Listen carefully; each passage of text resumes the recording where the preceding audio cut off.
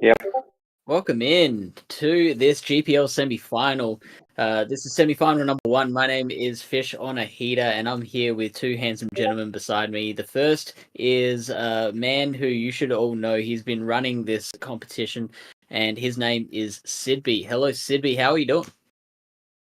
Hi, Fish. Doing absolutely good and pretty excited for this round two or attempt two for the semi-final stream. So yeah, let's start it. Pretty excited to see the battles.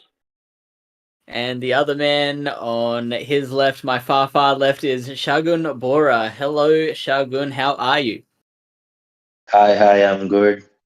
Yeah, like it's been exciting. We tried this last time and like it didn't work out very well. I hope this one goes smoothly.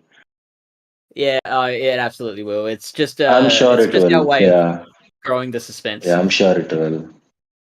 So, for those who aren't aware, Sidby, do you want to run us down on how GPL works?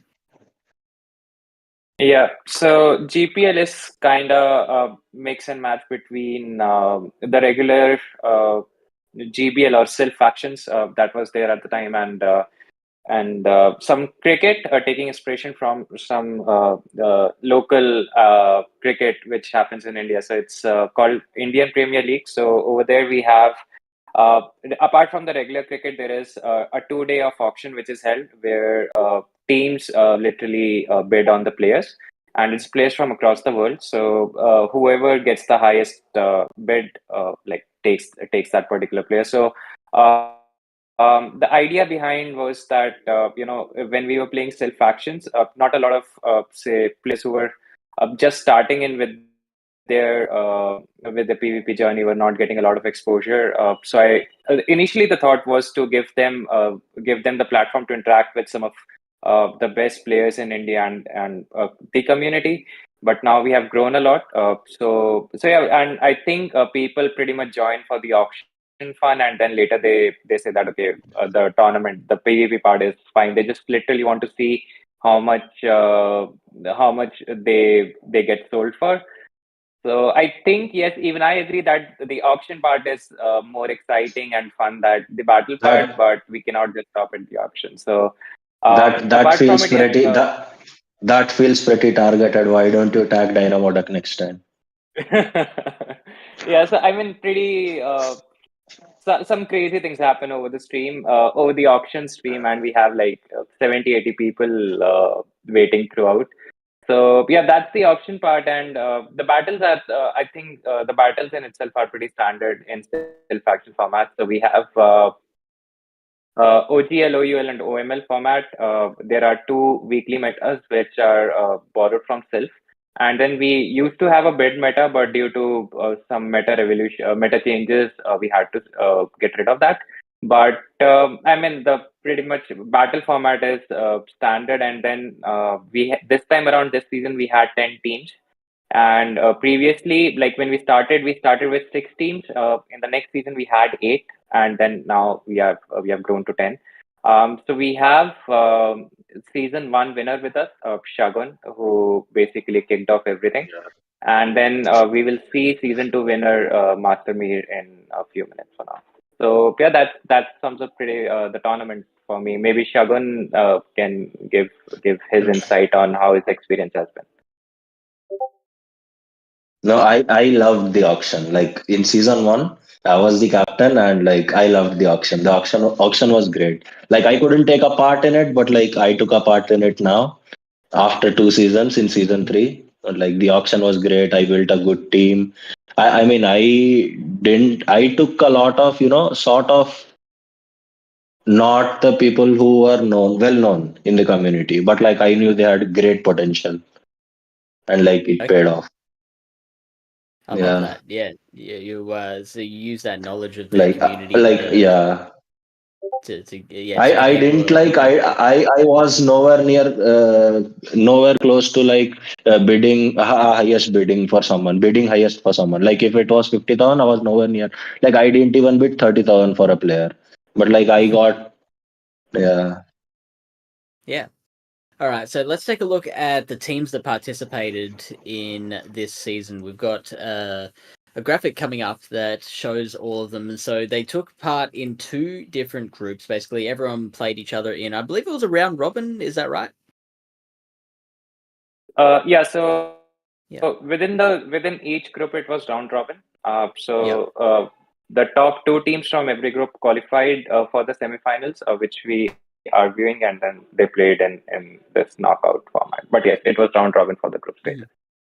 And so this first semi-final that we're looking at is going to be the Group 2 semi-final, where it will be the Affine Coffings versus the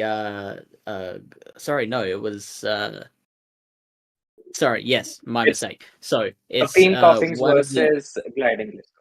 Gliding Glasscores, that's right. So it's one of the teams from Group 2 plays against one of the teams from Group 1, and vice versa. Like the second place from Group 2 will place first place from Group 1, and second place from Group 1 plays first place from Group 2. So we do have the we do have the standings from each of those groups if we want to check those out now.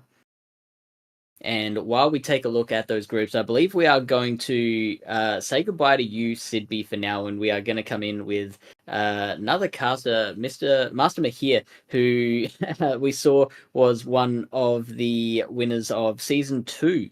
So it's going to be a stacked roster here when we get back. At the moment, we've got the Group 1 table, where we see the Gliding Glasscores were the winner of the group, winning 3 matches, losing 1. That is the same as the Hail Hydreigons, though. So what was the tiebreaker there? What caused Gliding Glasscores to place above the Hail Hydreigons for this group?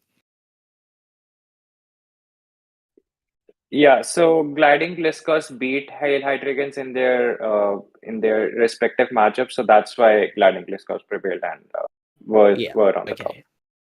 Fantastic. Okay, so head on head. Say again. No, I mean they were head on head basically. That's what it's called in like head to head. So that means Gliding Glasscores will be taking on the second placed team from group number 2. Are we ready to show the next group, or are we ready to bring back the casters?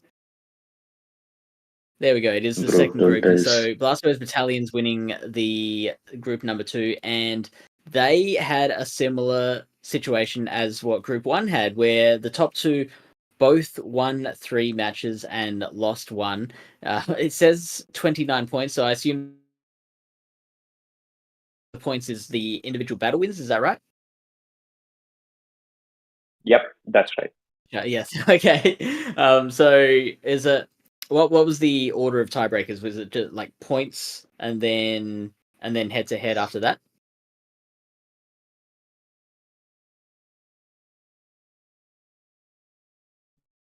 Gonna assume so. All right. So head to head bout. Yeah, cool. All right. So are we ready to bring back the casters just before we get into the first battles?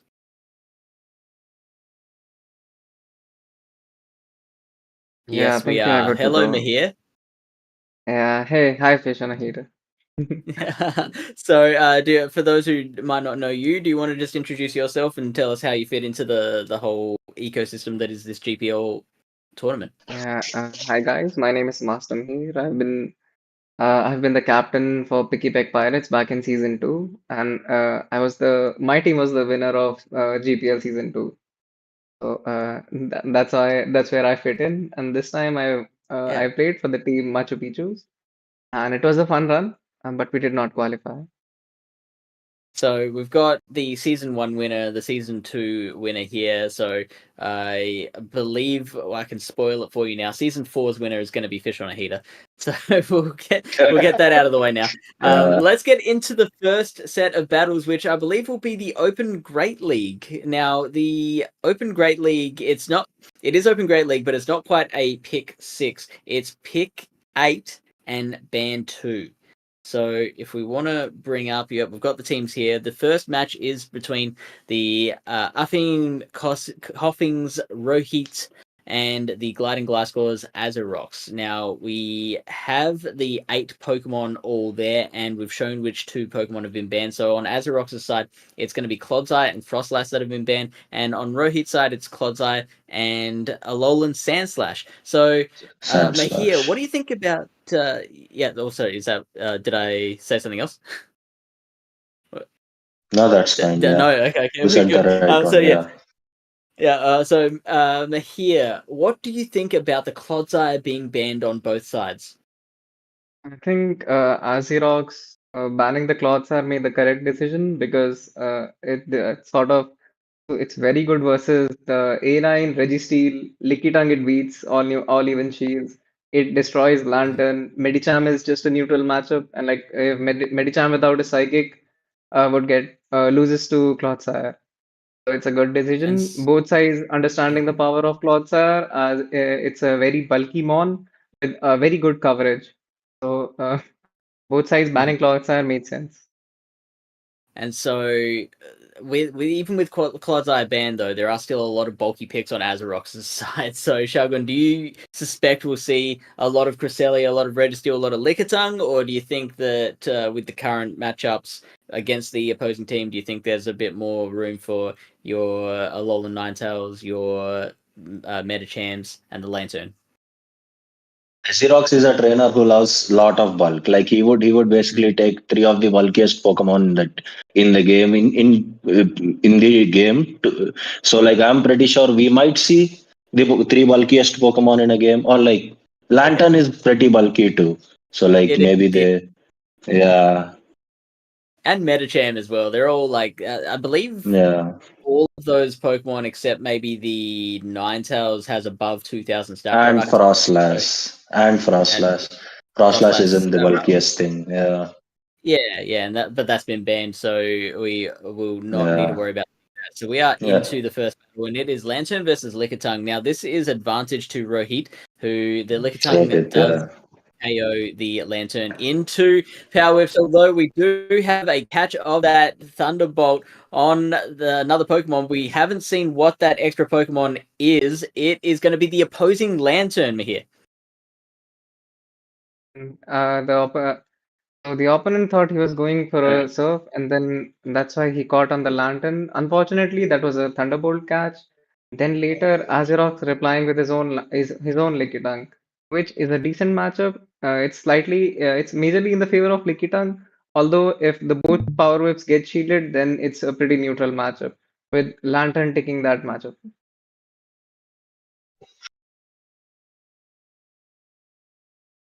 So here Lickitung KO'd the Lantern and Medicham comes in. This energy is not, it's going on to the Medicham and Medicham taking super effective licks. It's a pretty neutral matchup, sort of in Medicham's favor, although it would need Dynamic Punch to beat Lickitung in the zero. Now, Shagun, what are your thoughts on the matchup? I'm just seeing they brought the same team, like just order different. They brought Lantern, Lickitung, and Medicham. Like just reverse the order. It's like 3 of the bulkiest Pokemon and like Xerox, Rohit Ashwayo making the catch.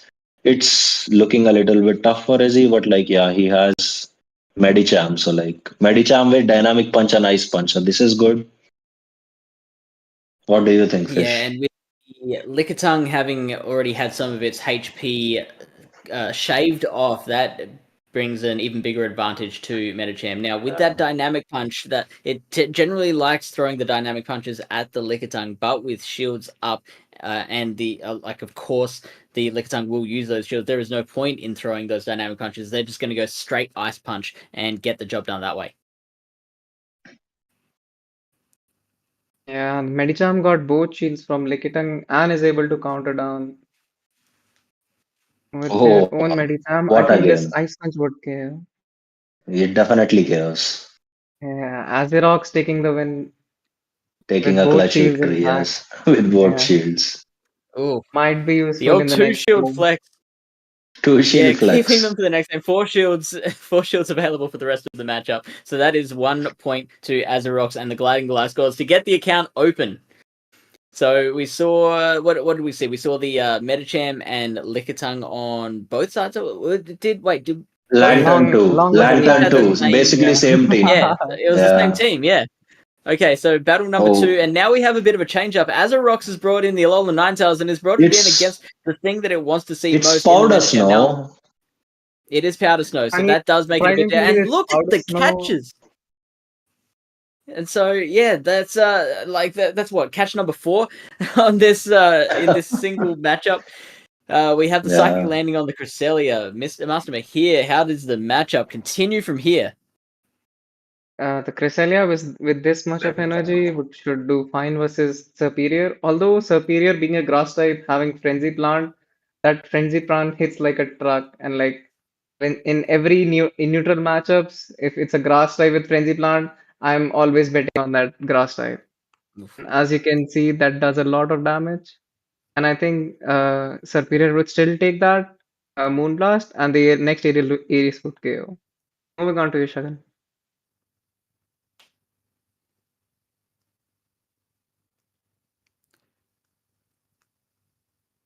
I think you're not audible, Oh, Shagan. lost his audio.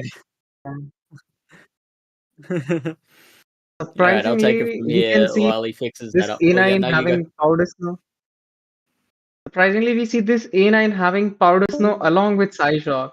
Usually, players run powder snow along with dazzling lean just to get that coverage. But Azirog's going for that powder snow and Psyshock combination. Yeah, I'm That surprised makes by the that. Medicham matchup very neutral, and I think in Medicham's favor just because of that extra bulk and that stab counter Mm. and psychic damage. Yeah, so it requires some finesse on Azerox's side. Well, it would if it was going to survive this serve to be able to continue on the rest of the battle, but that is not to be. And so straight into the Lickitung, and on the other side we are straight into the Metacham. Now that Metacham does have a little bit of energy already, so it is going to throw that move, and it is going to be the Dynamic Punch into the Lickitung. So now that Lickitung is on the back foot. It was in such a good position before. Now the Lickitung will have to do some deft maneuvering to be able to come out of this alive. It's not looking good. That shield comes up on the Metacham side, and it's going to be able to counter that Lickitung down and come out with a fair bit of energy as well. Yeah, the Lickitung did not respect the dynamic punch and had to eat that move. I think this is pretty much in Rohitash's favor, but let's see. And throws moves on the CMP, which the Medicham wins, with Cresselia being a very bulky mon, losing the CMP to Medicham. Yeah, And very throwing nicely another timed as well. dynamic punch. Yeah, just Interestingly, the the disrespect. Rohitash threw a dynamic punch, which might reveal the other moveset being psychic. Yeah, that is true. So it's looking like we got a Dynamic Punch Psychic Metacham, which is really fun. You don't see that very often, and that is 1-1 now, I believe. Arfim, Coughings, and Gliding Glass Balls. Now, unfortunately, we have been informed that we don't have the third battle for this matchup, but I believe it went to what was said again? Do you remember, Mahir? I think it went to Rohitash.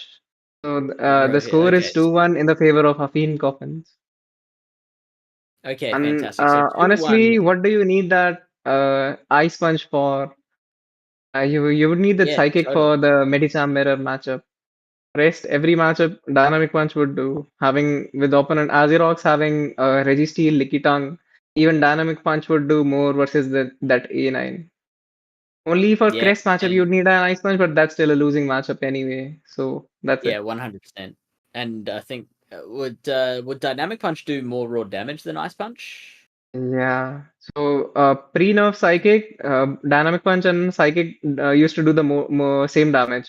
But the Yeah. only benefit of going Psychic was that 10% def drop. Right now, And Dynamic Punch is just the better move.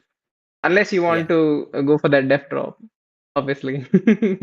yeah, of course. But that is a bit of a risk because it is not a guaranteed drop. What's the percentage again? I think it's 10% def drop for the Psychic. Yeah. So you can't really rely on that for a matchup. So Or we you pray are the RNG gods. yeah, you just Yeah. pray to whatever god you can that 10% drop happens. I mean, not that it'll help you against a Cresselia. You could that could be 100% drop, and it's not going to matter much. You know what? We need Metacham with Shadow Ball. Yes, we need to buff Medicham every season because because we haven't seen people use Medicham in Show 6 3. Yes, very Yeah, spicy you're right. one. Yeah, we need justice for Metacham. Yeah. All right, so while we're waiting for Shagun Bora to come back, I think we can move on to set number 2, which is this is going to take place in the Ultra League. It's in another pick 8 band 2 format. And so we have on Dark Phoenix's side, we have these 8 Pokemon with Virizion and Galissapod banned. On Noob Dragon's side, we have Walrein and Shadow Charizard. I personally would 100%. I don't care what my team is. If I see a Shadow Charizard on the other side, I'm gonna ban that thing. I 100% agree. Shadow Charizard hits like a truck, and if the opponent shields the bait, it's like sort of over. With a Yeah, shield up Shadow Charizard even beats Tapu Fini. So you have to play that yeah. matchup very carefully. You can't go down shields versus an opponent if they have a Shadowzard in their team. Interesting Having ban said that, choices. yeah, go on. Yeah. Yeah. Interesting So ban choices with banning the Virizion and Golisopod, while the Dark Phoenix banned the Shadowzard along with the Falrain. mm, yeah, so it's interesting because Tapu Fini's only target probably was the Charizard, even though, like you said, Charizard still has win conditions there. So I don't see much Tapu Fini being used. I kind of I see the personally, I personally love the Galarian Weezing on Dark Phoenix side. It hits yeah. everything except for the Swampert. It's good versus everything. Back. I am back. Am I audible? Yes. Hey Yeah, Shagun, Shagan. welcome back. So Yeah. you Yeah. missed 6 sets. The score's currently Oh. 18 to 1. Afim Copper What? on his way. So no, no, What? Yeah. no. No, we just shoot.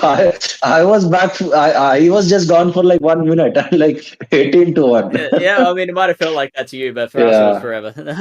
Um, Yeah. have I you can ever feel. used much Shagun? Have you ever used much Clefable in Ultra League? I didn't. Like I am much of a Charizard guy, Shadow Charizard guy. I use it almost Yeah. every time. Yeah, unfortunately, we will not be seeing any Charizard in this Yeah. matchup. Should we get into the sets? Should we get into the battles? Yeah, definitely. Yeah.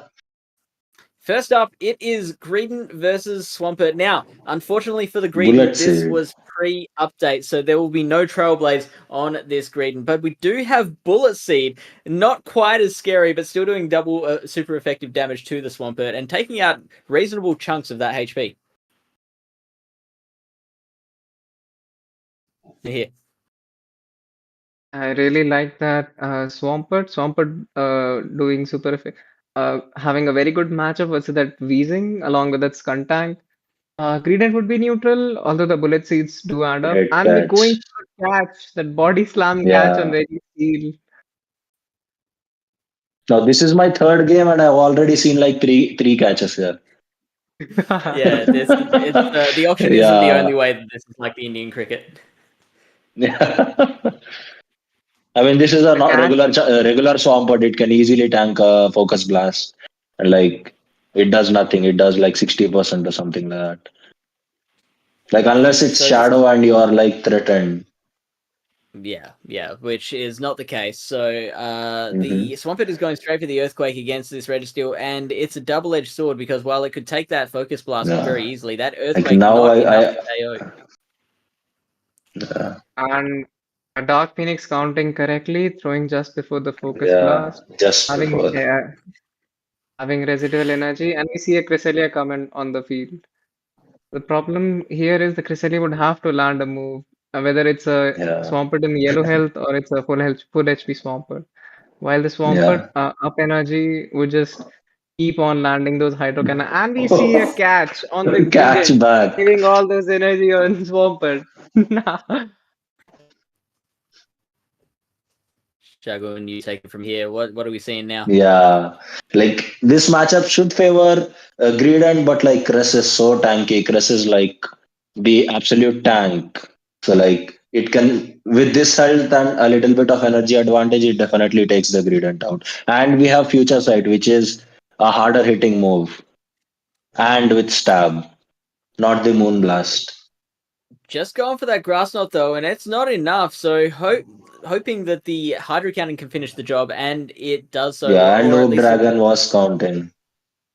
yeah, they were definitely counting, and that Greedent is no longer on the field of play. So now it is a Swampert off. Now the Swampert on Dark Phoenix's side does have that energy lead, so it will throw the Hydro Cannon, which is shielded on Noob Dragon's side. Now is Noob Dragon going to return the favor?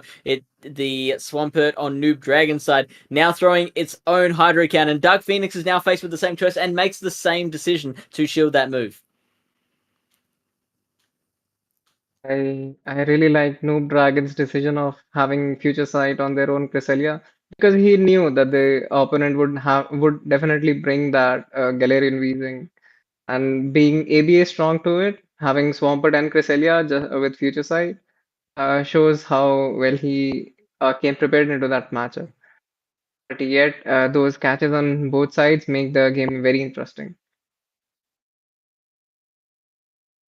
And we And see out comes the Galarian Weezing that you were loving before the battle. The Galarian Weezing will be throwing a Brutal Swing, which I don't think will KO the Cresselia, because like we have mentioned, it is a very, very bulky Pokemon. Doesn't even really come close, but we do see the Cresselia is out of move. Unfortunately, not able to get it off because that next Brutal Swing comes first. Maybe it was something to do with that Discord slider coming up. Instead of throwing the move, accidentally turned his mic off. So no, a last second shield from Dark Phoenix, and that might be the end of that. No, the Weezing does take out the Swampert with the Brutal Swing, getting to that move before the Earthquake can arrive from the Swampert, and that is a yeah, win very for the well Arthur recognition Coughing. by Noob Dragon shielding that move because they knew they can't reach to a Hydro Cannon along an Earthquake. Mhm. While Dark Phoenix going for the Bay, well, never mind. I No, think I've it, misplaced. I've changed the names. Very well recognition by Dark Phoenix to go for that shield because they knew they can't reach an Hydro Cannon and EQ, while Noob Dragon trying his best. Now in game mhm. two, it's Registeel versus Greedent. It's a very good matchup. Granted, we know that it's a bullet seed Greedent, and the opponent switches into a Skuntank, which is also not a good matchup for Skuntank just because you do double resisted poison jab damage on the Registeel. What are your thoughts on this matchup, Shagun? Oh, that mic again. The mic's off. Oh no, this is the real story here. Is the Okay. audio from Shogun Bora. After All landing, right. what are your thoughts on that fish? So it's really interesting because those poison jabs are double resisted, like you said, but those flamethrowers are doing quite a lot of damage, especially from the shadow as well. Unfortunately, the Skuntank no longer gets to grace the field with its furry, stinky presence. So now the Greedent is going to come out and is going to try and replace it. Now the Greedent is double resisting those shadow claws.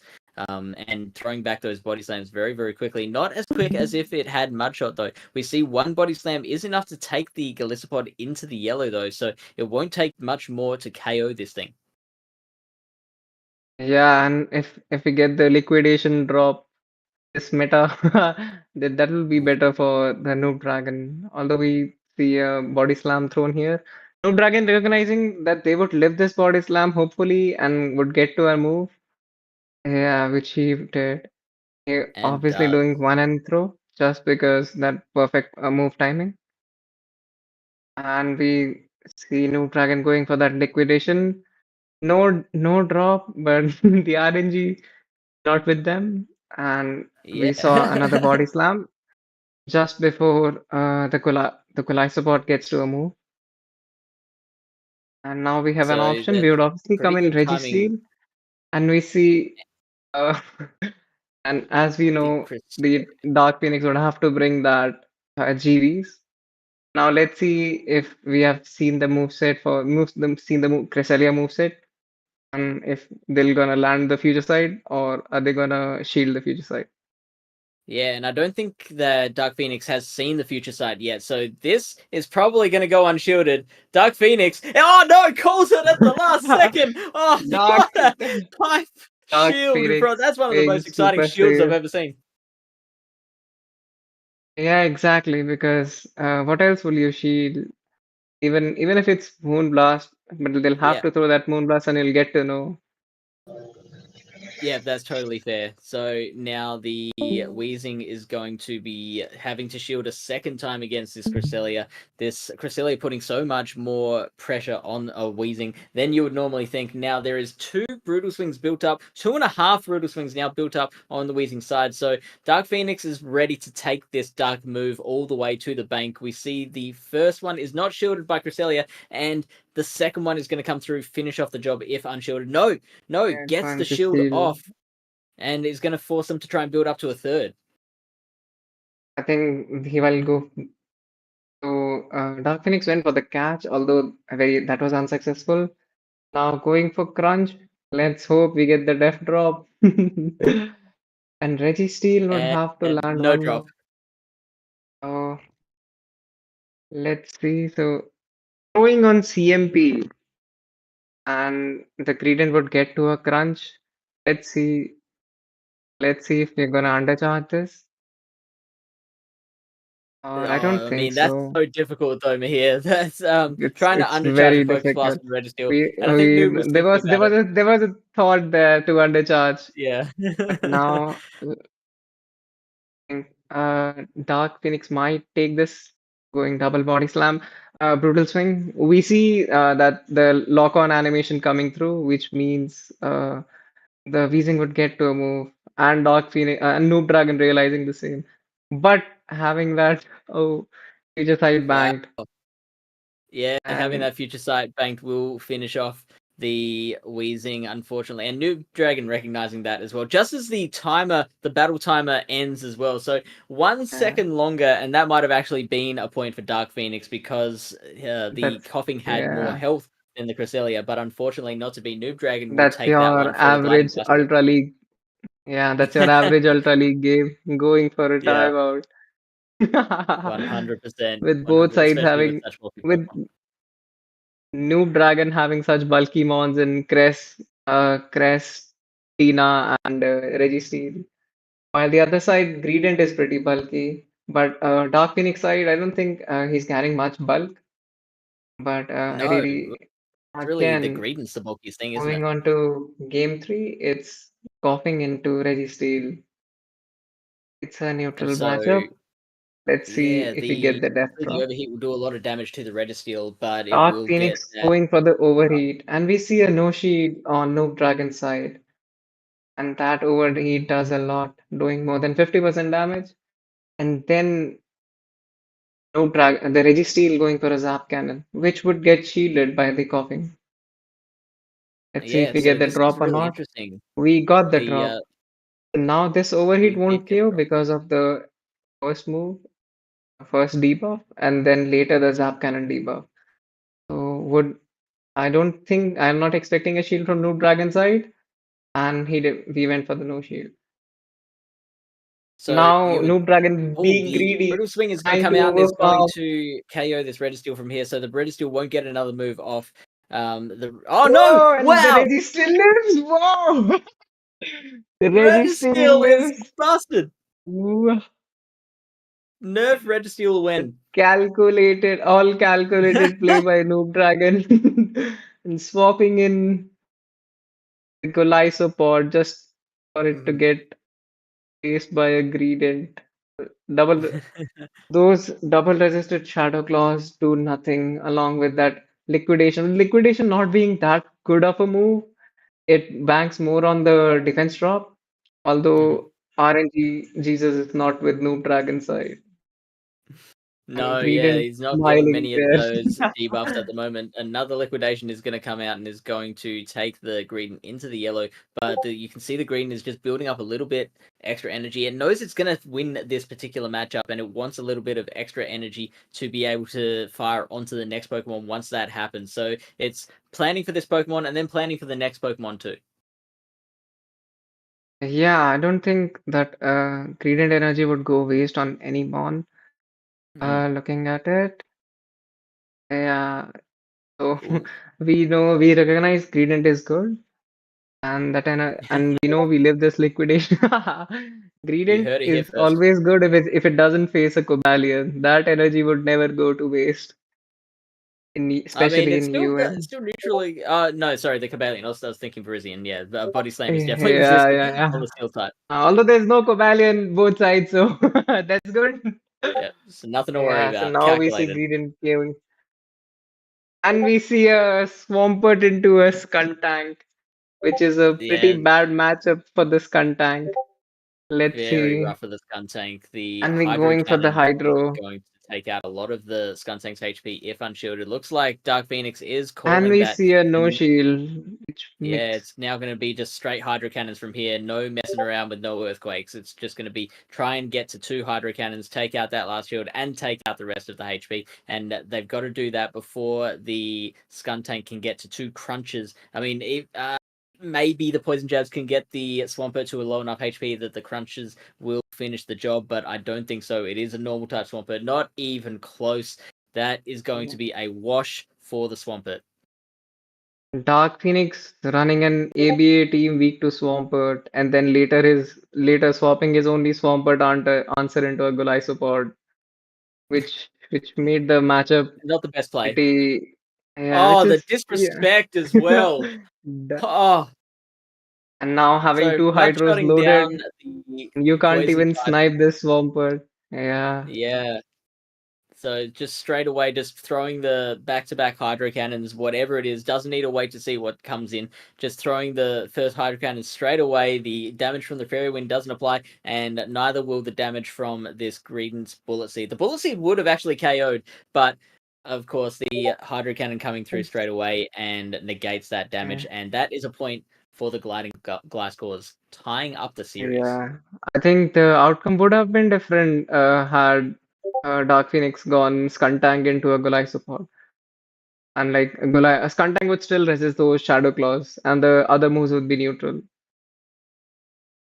But then But yeah, it allows them to match up the other Pokemon in the late game a little bit better. So like they the didn't other really quite. Pokemon was Grident into that Swampert, which would have been Yeah, favorable into Dark Phoenix side. Yeah.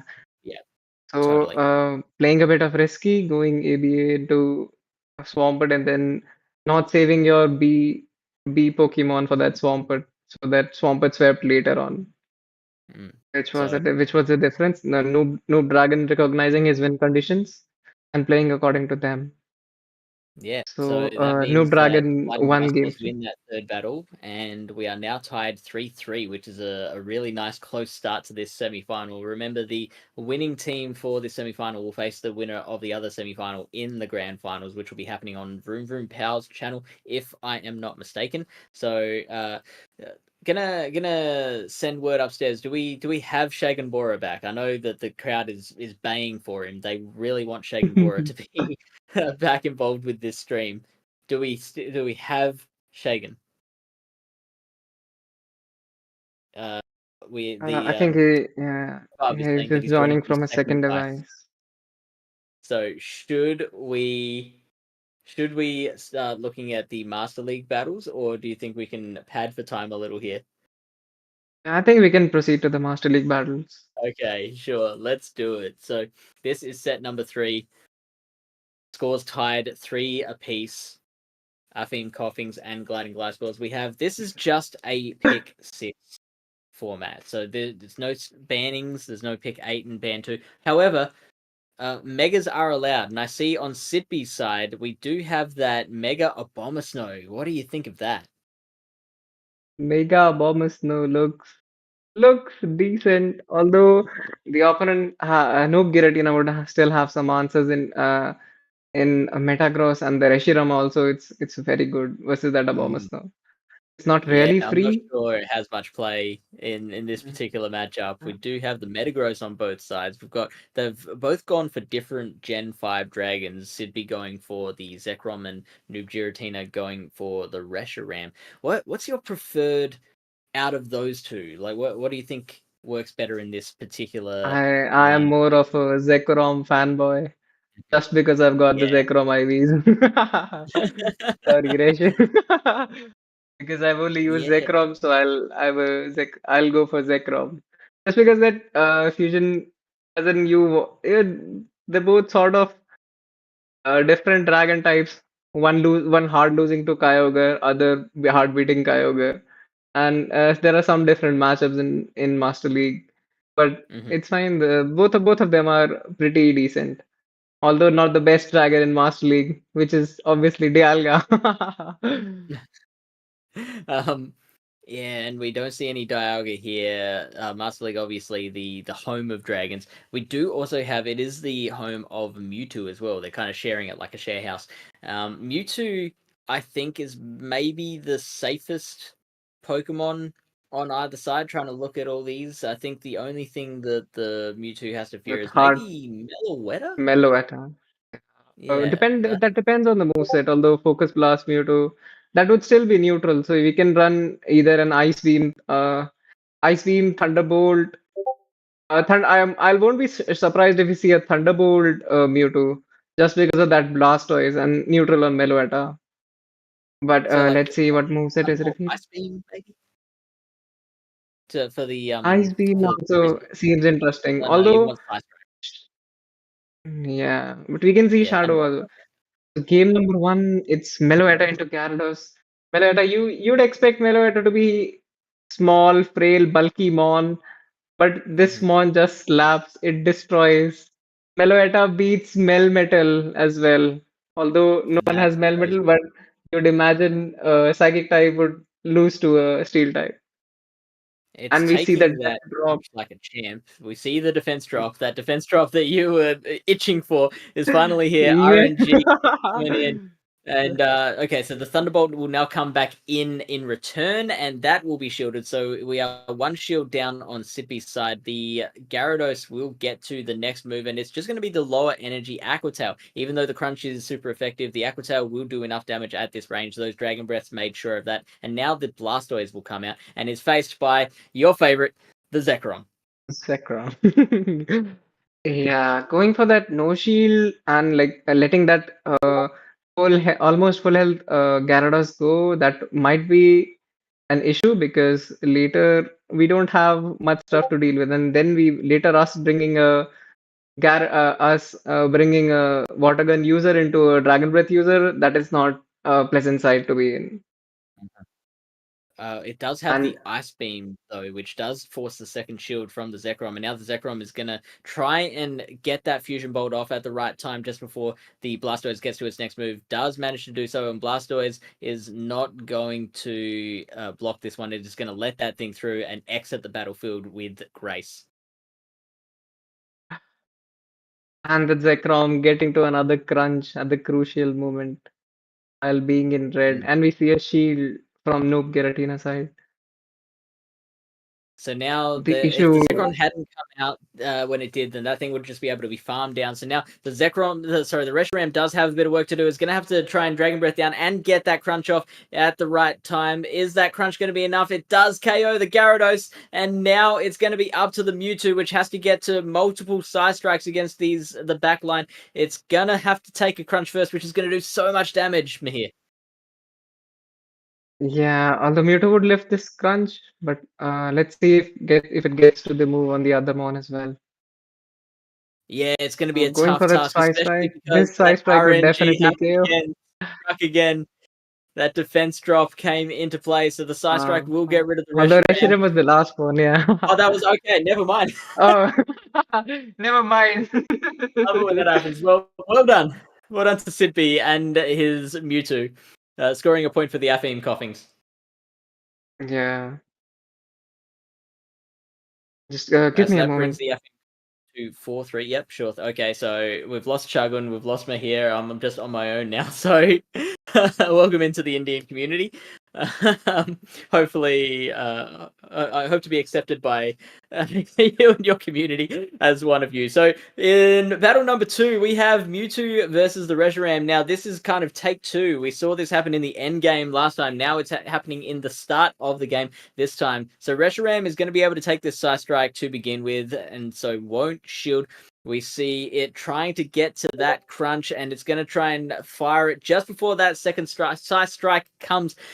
Sidby not having any of that though. Sidby's going to throw up a shield of his own, and there's now going to attempt to bank the Psy Strike. Was going to try and get the snipe with the Dragon Breaths on the Gyarados, but not to be. So now this Meloetta with its quick attack is going to come out with its Thunderbolts as well.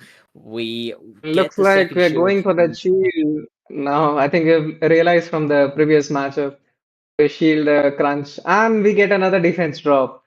Did we should buy a lottery ticket just because he's You've got more chance of being struck by Thunderbolts twice. Yeah, and we should see another shield? Would Meloetta live this crunch? I guess we shall never find out with Meloetta shielding this another crunch, and we get another defense drop. 100% defense drop rate on Sidby's Gyarados. That is the best friend, best buddy, favorite Gyarados on Sidby's side. So now look, the Mewtwo does have the move banked. Out comes the Blastoise, which those water guns are resisted. It is a dragon type. The fusion bolt will do so much damage. And we see Giratina go for a hydro cannon. Yeah, which I think that's might just not be the I know best that I'm not going play to get to that ice beam. So because now we are just giving a lot of energy to Zekrom here. Yeah, Zekrom so with energy can't get walled. I think we are running crunch, so it can get walled versus that Verizion. Although I don't think Verizion is coming on field anytime soon. And so now Sidby's going to come straight in and Psy Strike that Meloetta to death. That poor lady. She is not going to be able to sustain that health. And now the Reshiram's going to try and get to that crunch. We get a CMP. Well, it wasn't really CMP. Sorry, Noob Giratina did not throw that move. The Psy Strike does finish off the Reshiram, and Sidby, with some just superb Master League play, is now progressing Aphim Coughings up to a 5-3 scoreline.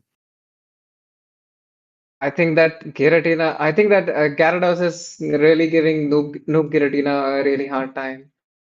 We need to see either of Flawless. We need to see either of Flawless on this side or like some decent answers to it.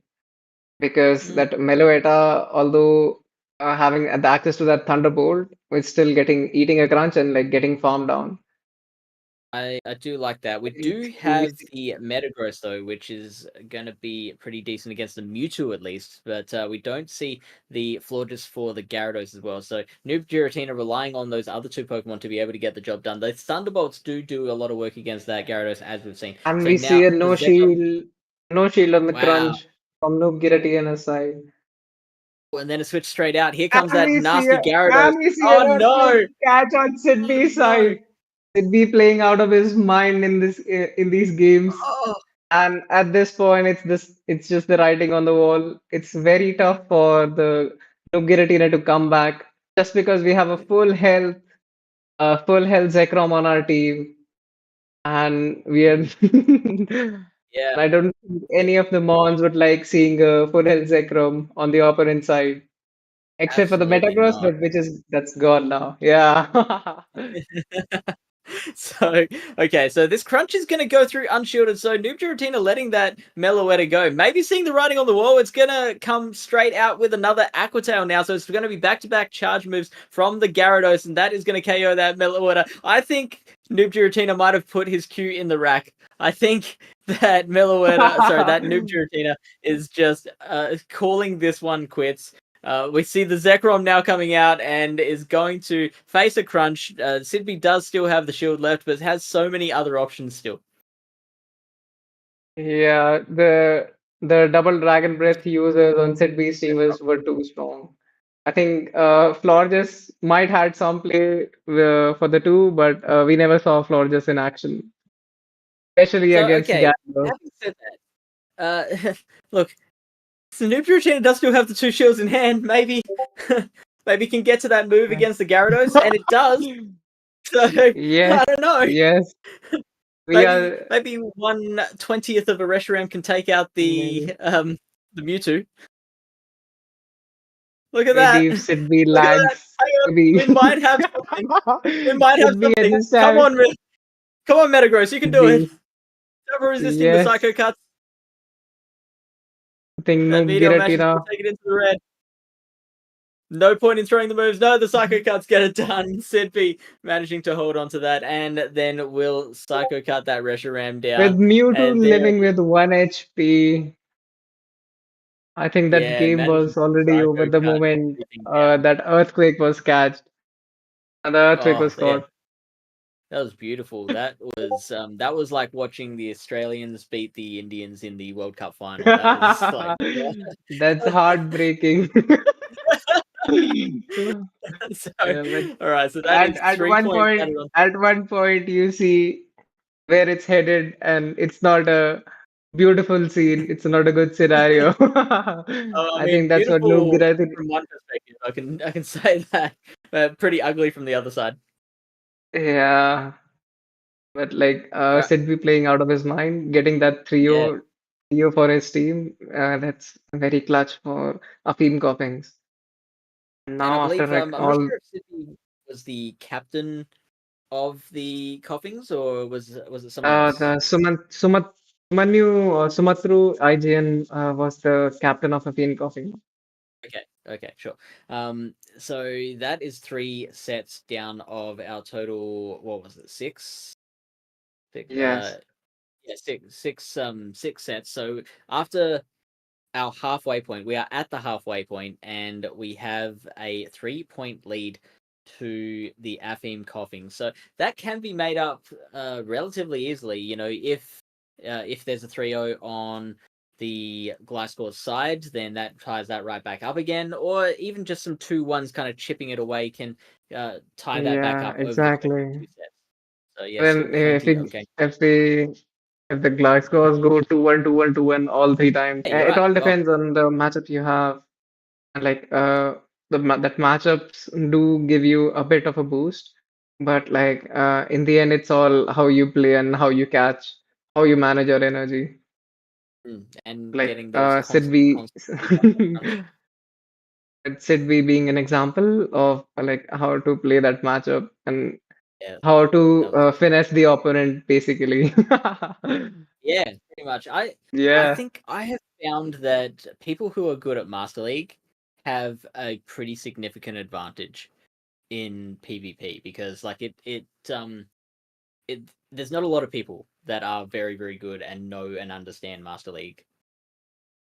Great League I think has like yeah, everyone can do Great League, but Master League takes a little something special. yeah. Master League matchups are very calculative. You know what to do, when to do, and like after how many moves you go, you swap after. Let's suppose you throw a side strike on let's suppose it's a Mewtwo versus Dialga matchup. Mewtwo versus any matchup, they swap in Dialga. You throw a side strike and if you go around Dialga, they would never get to a Draco Meteor. So there are things like small things like this. Like if you know these matchups, then you have an edge there. So Master League Yeah. players are built different. And In that's why Great they're League, so sought after. there's this break point, there's bulk point, this if it's rank if you're simming versus a rank one, if you're simming versus a high attack one, there's a lot of different criteria, which I don't think is there in Master League. That makes the matchups more Mm. specific, more calculated. Yeah, 100%. Okay, so I'm seeing that Shagon is back. Are we still waiting for him, or do we need to talk about Master League a little bit more? Yeah. We can do either. Yeah, What's your favorite I one in personally Master League have. though? What's Sorry, your what was that? favorite one? What's your In Master favorite League one in or Master League? Hello, See? hello. Master League, Master League. Okay, we do hear a Shagan. Yeah, I'm just joining. Give me a second. For sure, we can talk about Master League still while you still get set up. Yeah. Yeah, So definitely. I don't raid ever. So I don't have any legendaries built for Master League at all. If I'm I in the were to Okay, is it? Am I audible? Am I visible? yeah, Hi, yes, hi, you are hi. visible. Hi, hi, hi. all good. Finally. I think Shagun's Yeah. my favorite Master. No, I had a power cut here too, so like it was Oh bad. no.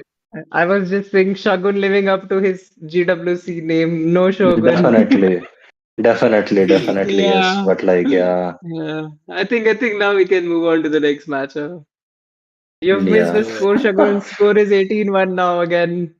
yeah. It's 6-3. Okay, so I haven't Yeah. missed a lot. Okay, Anish got floppy. Yeah, Hello, bhai. we're halfway through. Yeah, fake soul. Anish got floppy. Like So I know it's actually, a stream, but I still want to call him Bhosli ke Anish. Yes, yeah, we might very have to explain family that to him. I'm friendly stream sorry. being there. I'm sorry. Okay, Uh, so we've gotten word that on Fake X Soul's side, it is the Pelipper that is banned, not the Vigoroth. So this is the Okay. Silph Worlds meta, the final Silph World Championship. They had a meta where it was Mhm. basically a slot based meta where Yeah. each of the slots were populated with Pokemon that were relevant in different eras of the history of the Silph Arena. So they like in the Great League and Ultra League metas that we've shown here tonight, it is bring 8 and then your opponent bans 2. And on Fake's side, the Pelipper and the Umbreon have been banned. On Nish's side, we've got the Frostlass and the Alolan Ninetales that have been banned. So we see more Greedent action, Shagun. I was actually searching for the Frostlash. Where what? I can't even see it. It's that bottom left one, I think. Yeah. No. I Yeah. did spot it now. I did spot it now. Yeah. It does look a little weird. Yeah. The It's a Steelix lot weird. side is pre-update, so that will have the Hmm. 100% chance of the Breaking debuff swipe. on Blepnir. Yeah. So yeah. here, how relevant do you And think the Steelix will be for Anish? I am a Steelix fanboy from the bottom of my heart. So it breaks my heart No. when we saw Steelix getting the nerf. Although Steelix would have a lot of play versus everything. If the once the Yeah. Quag is gone and you bait out the Quag, the Steelix just sweeps. Literally, if you look at the matchup, it destroys Gal. Cress is a neutral matchup, although it's not a neutral matchup as per se because you're resisting the fast move. Although the grass knot, but the grass knot is non-stab and like you destroy Cress as well. So and Pelipper as well. If you shield the first move, which is the first rule in every Steelix player's handbook, then that matchup is also very good. So I won't be surprised. The Pelipper is banned. The Vigoroth is still there. We forgot. Yeah, that's right. Yeah. So and Vigoroth, I mean, isn't super happy to see the Steelix either when shields are up. So this first matchup we see is the Superior versus the Galvantula. The Phoenix. Yeah. Superior throws an aerial ace and then dips out What into the a gun Steelix. Quag! What a gun squad. Water gun Quagsire. Shagun, what do you think of this? No, I have run Watergun Quag myself, but like I do like to pair it up with acid spray. Like if people Oh, have seen me in yes. in GWC last GWC, I used it acid spray and Watergun Quag. Like I did make a couple of opponent shield acid spray and then Watergun them down. I know it's toxic, but like I did use it. Now we see the Quag waiting. that it can get low, and we see Anish got Floppy doubling up on the crunches. I mean, what is going on Fake here? Fake This is Soul gave wild. So up we Switch. Fake, Wow. Fake Soul gave up Switch, and the Steelix has energy. Yeah. It can exactly. Anish got floppy, but fake getting This crunch sloppy. makes sense. Okay, You so never crunch. You always breaking I swipe. mean, That's breaking swipe, Felix yeah. rule I number mean, one. we got the defense drop, so okay, Galvantula's going to come out and is going to lunge this Superior. The Superior doesn't want to take that. I think it might survive. It is bulky enough, but we're not going to take Yeah. that chance. So Superior is going to get to the aerial ace, and that's going to really threaten that Galvantula. We do have two shields on Fake Soul's side, and so Fake Soul is going to use one of them. It's going to be a race to see who's going to blink first, who's going to let their Pokemon go first. Galvantula is going to throw that second lunge, and is this one going to be shielded as well, or are we going to call it quits? That will not quite KO the Superior, and it will get to an Aerial Ace / Frenzy Plant. It does get it off before that lunge comes out, and now, so Fake Soul did get greedy, tried to throw the Volt Switch to get the KO, but not quite gonna happen, so now having to use that second shield. Looking at that We move don't set, have it's lunge plus discharge. energy ball. Yeah. Yeah. Energy wall, no Exactly. discharge. So that's really going to help against the Galvantula, but does not Although help against this Mandibuzz. Although I exactly, think although yeah, a full healthy Vigoroth in the back. And like So now debuffed him like it's- three times. Three times. Debuffed him like three times. It's this pretty is going much to be over. rough. The Mandibuzz Big is going to Soul can try have and a single move Galvantula and still be fine with it. Still Judging by still the be way fine he's with it. playing. Judging by the play, Yeah. you Felix players and Gal players can save their dust by just running a I single mean move drawer. you said you were pretty heartbroken when you heard about Steelix getting knocked. I Yeah, built two Steelix exactly. for I built two Steelix for Master League, one with return, one without return for Mega. And I couldn't even use it And once. we see Fake Soul taking the win, even Yeah. after letting their own quack go and getting and losing Switch versus Okay, Mandibuzz so into Faisal Water now Gun. bringing in the Vigoroth, which is a pretty good safe swap against Pretty good Nish's save, so line. The only thing it really worries about is the Deoxys, maybe. So the Vigoroth is now going to build up to 2 body slams, throw that first one against the Mandibuzz, and then probably going to throw one more counter and throw the second one, is what I think will be the case. Anish got Floppy got the Dark Pulse Mandibuzz, and it looks like 2 Dark Pulse KO. So like that's a pretty good matchup for Mandibuzz as well. Although it's the matchup being neutral on both sides. We see yeah. Fake Soul Up going for the shields, shield. yeah. Yeah, Up sure. shields Yeah, Vigoroth sure. generally wins neutral matchups. Up shields. Yeah, like in 1-1 or 2-2, Vigoroth must have this matchup, but looks like zero shield. Mandevas might win it. So looks like both trainers have used one shield. Now Vigoroth and Fake Soul are going to use that second shield. So now Fake Soul is without shields. There are no more shields on Fake Soul's side. Anish not going to make that same play, so is going to let that Mandibuzz go, and that's going to allow the Superior to come in. Is going to definitely have to take a body slam, but can potentially farm down from there. So the body slam will come through as predicted. Superior will take that. It won't even take it into the yellow. Now it is in the yellow, but those Vine But Whips are doing this, a job against that This Vigoroth, and there energy yeah, is this energy is very good for Anish's. so much energy now. yeah. So But the that switch advantage was really huge for Fake Soul's side. Now his Steelix get his Quagsire gets lined onto Steelix. It's like pretty much a dream end game for him. I think he played it pretty smartly. Like, we see that second Anish shield coming in going for the from shield. Anish's side. So what do you think, Shagun, of that second shield? Do you think that was the right place to put the shield? yeah, like I think so. But like throwing a frenzy Yeah, here, Frenzy Plant. Although I'm not Frenzy sure Plant about does this. single resisted Frenzy Plant does This more is than a huge. neutral area base. This is Yeah. amazing. This is So huge. Yeah. exact right play. Anish got floppy. Anish got the win. That's what he did. So Anish getting the Afim Coffings to 7-4 now. With that expert play, that was a wonderful protection of his superior, recognizing that Quagsire was going to be in the back and that Quagsire he was gonna needed be in the back. Yeah. to KO. No matter how many times you debuff a superior, offensive plant will KO Quagsire. Who should KO? Yeah. Moving No on to superior Again, though PvP. on neutral this side. lead.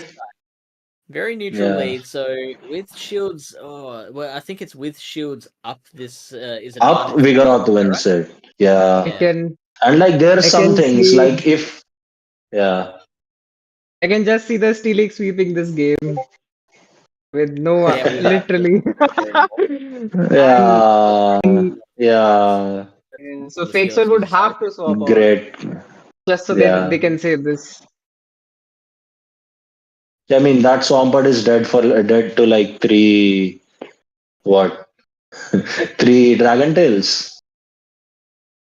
Yeah. Yeah, pretty much. It'll Compass. be won't be Yeah. very much off. So Moonblast is going to take out about a third of the Mandabuzz's HP. That Mandabuzz with the Dark Pulse is going to do so much damage to the Cresselia. Now, will the Cresselia just survive? It's actually going to be an ideal situation if it Definitely does so. survive, because then that But will allow the Mandabuzz to build up a little bit extra energy, which it can throw against the Yeah. rest of the team. I question is, like the can Anish get the shield. farm Yeah. down? Even I if it think he should, doesn't, yeah. and the game We're already not going to looks find out pretty because over. that Vigoroth comes out first is not going to allow the Mandibuzz to get the full farm down. Full We farm see down. Dark Pulse, the second Dark Pulse is now going to come out from... No, sorry, the Body Slam is now going Body to come out. slam. Yeah, Vigoroth, and that is not going to KO that Mandibuzz. We're going to get the second Dark Pulse. This will get the KO. Surely it's going to happen. Fake Soul's not going to shield this, is he? No, he does not. And Barely no, the Dark Pulse survived. does not KO. And we Wow. go for a body slam catch on Steelix. And Anish. Steelix is just gonna Nah. just switch. Just Steelix doesn't Fake mind at Soul, all. Fake Soul realizing it's Yeah. over. I wouldn't even throw here. Like it's Guys, just over. I would it's just energy ball Gal. yeah. Maybe Look out. maybe It does maybe nothing. it's time to It does reveal that nothing. energy ball. I wouldn't throw at all here. Like it's over. There's no way. There's no way this Galvantula beats a Steelix. That I energy mean, it ball. did. Okay, well, I mean, forcing that shield from the Steelix as well. Yes. So after the move goes Yes. through, then we're gonna get that Surely. that Cresselia going down. Unfortunately, just Dragon Tails will be enough to KO that Galvantula. And Anish got floppy getting the win. That was really close. Well, Fake Soul after getting But swept by that superior plan for that superior, but now they forgot about the Steelix in the back. Steelix, yeah. Yeah. all right, so that is 8-4 now. The Afim Coffings are running away with this. So there is 2 more sets to go, and unfortunately for the Glide and Glass scores, I think they're going to need to sweep twice to win that one. Well, talking about sweeping toys, Meher would remember Worlds. Huh, Meher? Yes. Not a fond memory, but yes, I do. Nice. You're going to have to fill me in. So tell me what Yeah. Yeah, happened here. okay. Yeah, okay. So I'll let you know. Okay, so like I play from the factions called the Metal Raptors. Meher plays from Delhi Damanitans. Okay, so on day we matched up in Worlds factions in, was it semifinals? Quarter. I No, think no, it was quarter. quarterfinals. Yeah, it was quarterfinals. So it was basically both the Indian teams. We faced them, and like and at the end of day one, it was Metal Raptors, which is my team, 6-3 up. We were 6-3 up. Then at the end of Saturday, Mihir's team or the Delhi Damanitans 6-0. So they went up by 3 points, 6-9 in their favor. Yeah. And then on Sunday, on the last day, we 6-0'd back. We swept twice. So it was like Wow. 12-9. Yes. Oh Like Lord. now Empire and Thunder Cipher for the win, bro. Yeah, Never just holding celebrate it before the from. win is what I understood from that. Yeah. Uh, So maybe Oh, we All have right. hopes for gliding lights, Gors. Let's see yeah, if maybe we Azeroth's do. team can pull Maybe it we off. do. We have the next meta is the Silph Worlds meta number 2. So two players on each team take on the Silph Worlds meta. Let's check out the matchups. That is Sumatru versus Mega Aman G. And so the bans on Sumatru's side are the Defense Deoxys and the Coffer Grigas. On Mega Aman's side, it is the Umbreon once again and Superior. So Superior, the new kind of darling of the Great League, that is no longer going to be an option for Mega Definitely. Aman. Yeah, so as I've said, like Superior in neutral matchup is just crazy busted. So And like, Sumatru realized that fact, and like they knew that like this Superior has to go. Let's suppose if they don't ban the Superior, and if Megamon banned the A9, then the Superior will just sweep. exactly. From Like the Megamon side, Superior has a positive matchup against everything. Like even Yeah. against it very has fair. even against Pelipper, like it might only Yeah, lose the two shields. I think it still wins the zeros and ones. That's crazy. Yeah. zeros, I Counter don't think so. 89 So might have been a game one, problem, but we Oh no, zeros are yeah, due to the yeah, hurricane. you land the Due to Hurricane. the hurricane, yeah, I'm Uh, sorry. Once it definitely should win.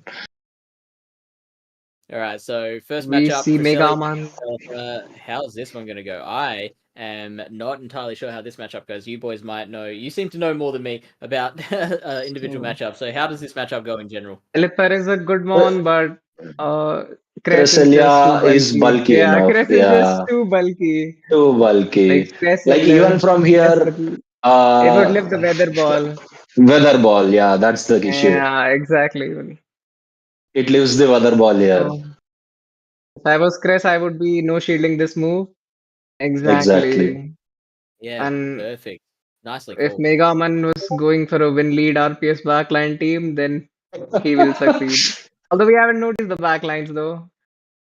It's Okay, so I see Megaman looking to Helix. come aggressive back safe up. swap into yeah, Oh man, So now that Cresselia, sorry, not the Cresselia, the Ninetales is going to be able to charm its way through the Vigoroth with shields used. So the Vigoroth is going to try and throw a body slam. That will get the first shield from the Ninetales. Will Sumatra want to double shield this matchup, or will it just be a kind of one and done situation? Maybe throw a weather ball to get a shield back and then let go of yeah. that Ninetales?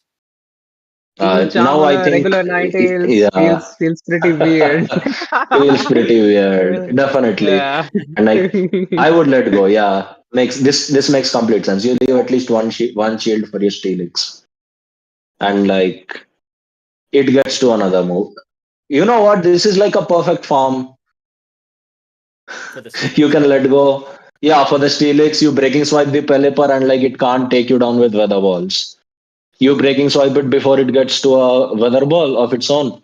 Just don't let him catch. Yeah, that's fine. Yes.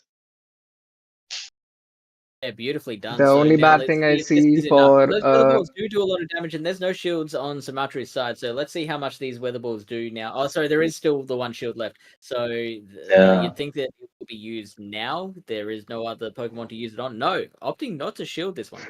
I really like this no shield because Sumatru knew that they can just clear their debuff and then land a like they Yeah. clear the debuff here and then land the non-debuff weather ball. That was a nice Yeah. recognition on Sumatru's side. And I didn't even recognize that too. So that's why I'm glad you boys Yeah. are here because you guys are the ones with the knowledge. Now we I'm the see anchor. Good timing Felix trainer, in full power but like it's over. Yeah. throwing on that was throwing on perfect Throwing on Felix timings. alignment. Yeah. Throwing The on perfect Felix one, two, three, timings. four. One, two, One, three, two, four. three, Breaking four, swipe for the breaking win. swipe. Breaking swipe Yes. for the win. Like I do remember 1, 2, 3, 4, 5 poison fang for the win. Yeah. Yeah. Nido Queen. Oh. Finn We Coffings. see. They take out the match. It's 9-4, and there is no coming back for the gliding Glasgows. Like they'd have to. Yeah. So hang on. If they Yes. win every They battle from here, they can do come back. They just need the They 5 can come back games. for a tie. They just need the 5 games. Yeah. Yeah. Now we see a tackle Greedent It's a into tackle GCL. gradient. Yeah. Yeah. Greedent can have any fast move and be good just because of Gradient that can have like balcony. 1,000 Yeah. fast moves. Yeah. Mud Uh, shot, tackle, bullet seed, you just name it, bullet it has it. speed. Yeah. Lock on. And like Now even we even see. charge moves, body slam, crunch, trailblaze. It like has Now the we best see. move sets. Hmm. And aggressively swapping into Vigoroth just to counter, just getting Yeah. a counter swap off a Pelipper. Although this matchup is not Sumat bad for Vigoroth. yeah. And Yeah, like and Sumatru was a Sumatru little bit did slow on the behind safe it. Behind that saw. energy. Yeah. Two body two body slams come close to queuing. And Sumatru realizing not he's not at a hurricane, so there's no point of throwing this weather Weather ball. ball. Yeah. Pelipper wins the CMP in this matchup, so like on even shield, this matchup is still fine. But behind 2 or 3 counters, then Vigoroth takes this I matchup. like this bit because if like they shield it, you can throw the hurricane. If they no shield, you can throw the other weather ball immediately. Like Yeah. this was pretty much a very safe bet. Yeah, Pelipper being that Mon, like if you know when the opponent would shield and when the opponent would no shield. Like if you win the yeah. bait game with Pelipper, then like you've It's just already won the over. game. You already Unless won the unless they game. have It's a just unless they over. have a lantern, yeah. Lantern, Yeah. which is like currently the best mon in the OGL after the Yes. buffs and all, after the nerfs and buffs and Yes. all in the current season. I'm actually We really need liking more. Credini right now in Open Great League because there's I've been Yeah. running. I've been running Steel Wings Karmari. It just farms it down. No, you stay away from my team. Yeah. All right. Where We are we see at? it. So we see the tackle greeting's going to come back out, and it's only going to take one crunch from here. Being Great League, those things aren't quite as bulky as what they are in the Ultra League and Master League. The Moonblast is going to Ultimately. come out first, and that greeting is going to attempt to take that and does so. So now it's going to trade moves and And we is see going a to go for body that body slam. slam, expecting Mega Maybe because Aman to Sumatru shield. was. That's Yeah. a great no shield. Wow. Wow, that's Can he huge. tackle So down? Yes. Oh, he gets the But tackle down. That's but huge. tell me, Sagun, can you shield the charms? We can't. Yes, exactly. We can't shield the Uh, charms. how much energy did yes. the Pelipper have? Can it get to a second weather ball? I don't think I so. think It's not dead to one enough. charm or two. Not enough. Oh, it It does. gets there. Is that going to be enough? Pelipper living up Surely with not. 1 I HP. don't think so. I think that Ninetales is going to This survive, and that charm definitely is going to go chaos. through. Yeah, This and chaos. yeah, it did Oh, it. that was Wow, a that is great going game. back to fighting Blastors. Mega Aman not being worried. They knew Yeah. who needs shields anyways. Who needs shields anyway? Two shield flex Yes, for the win. exactly. All Mega Man's like, calculated not game only will state. I achieve the sweep, but I'm going to do it without shielding. Yeah. So Mega Man escaping that So, one by the skin of their teeth. So we'll see whether they can continue that form. It is 9-5. Theme Coughing's way. It is the Cresselia into the We Ninetales see a first. Felix safe swap. Matru just throwing in best that Felix. Yeah. Mega Aman staying in, Yeah. going up Like I would have immediate swapped into Vigoroth. And we haven't seen that Yeah, heavy with slam on the Felix's side yet. So I think Mega yeah, Man with might be in Cresselia, for a very big Now shock if that. this Cresselia being swapping Vigoroth, being this into like a giving loaded Steelix so much Felix. energy. It's this is Yeah. bad. This is not like Steelix might even take switch here. Yeah, this is my No, expert Shagun, analysis. This is better. Shagun, you don't say this is bad. You say this is a questionable play. Where the This is a captain. questionable play. I'm sorry. This is a Yes, questionable play. Yeah. exactly. Or I'd This is love a to know what questionable the play. player was thinking. Okay, now what? Two Dragon Tails take it out? Oh, going for a win Three, con. Going, Going for a switch con, I would say. Switch yes, He gets it. and getting the This doesn't KO. Wow. Primal Who doesn't? KO. Who doesn't do that? Steelix no. wins. We believe in Bro, Steelix. I'm really happy Steelix got nerfed. I'm really happy after seeing this game. Yes. Agun, by the way, if you check the Sims, normal Steelix beats Umbreon in the 0-2 Yeah, I fields. know that. 0 to 2. 0-2, Are, are you yes. jo- are you joking? Yes, 0 to 2 shields. go check PV Poke Sims. Yes, that's why I I I I love I have PV. to. Uh, but I see this matchup going into Aman's favor just because Yeah, we got a lot of energy on the Cresselia, and later we denied the Steelix energy with a Vigoroth and landed yeah. that Bulldoze.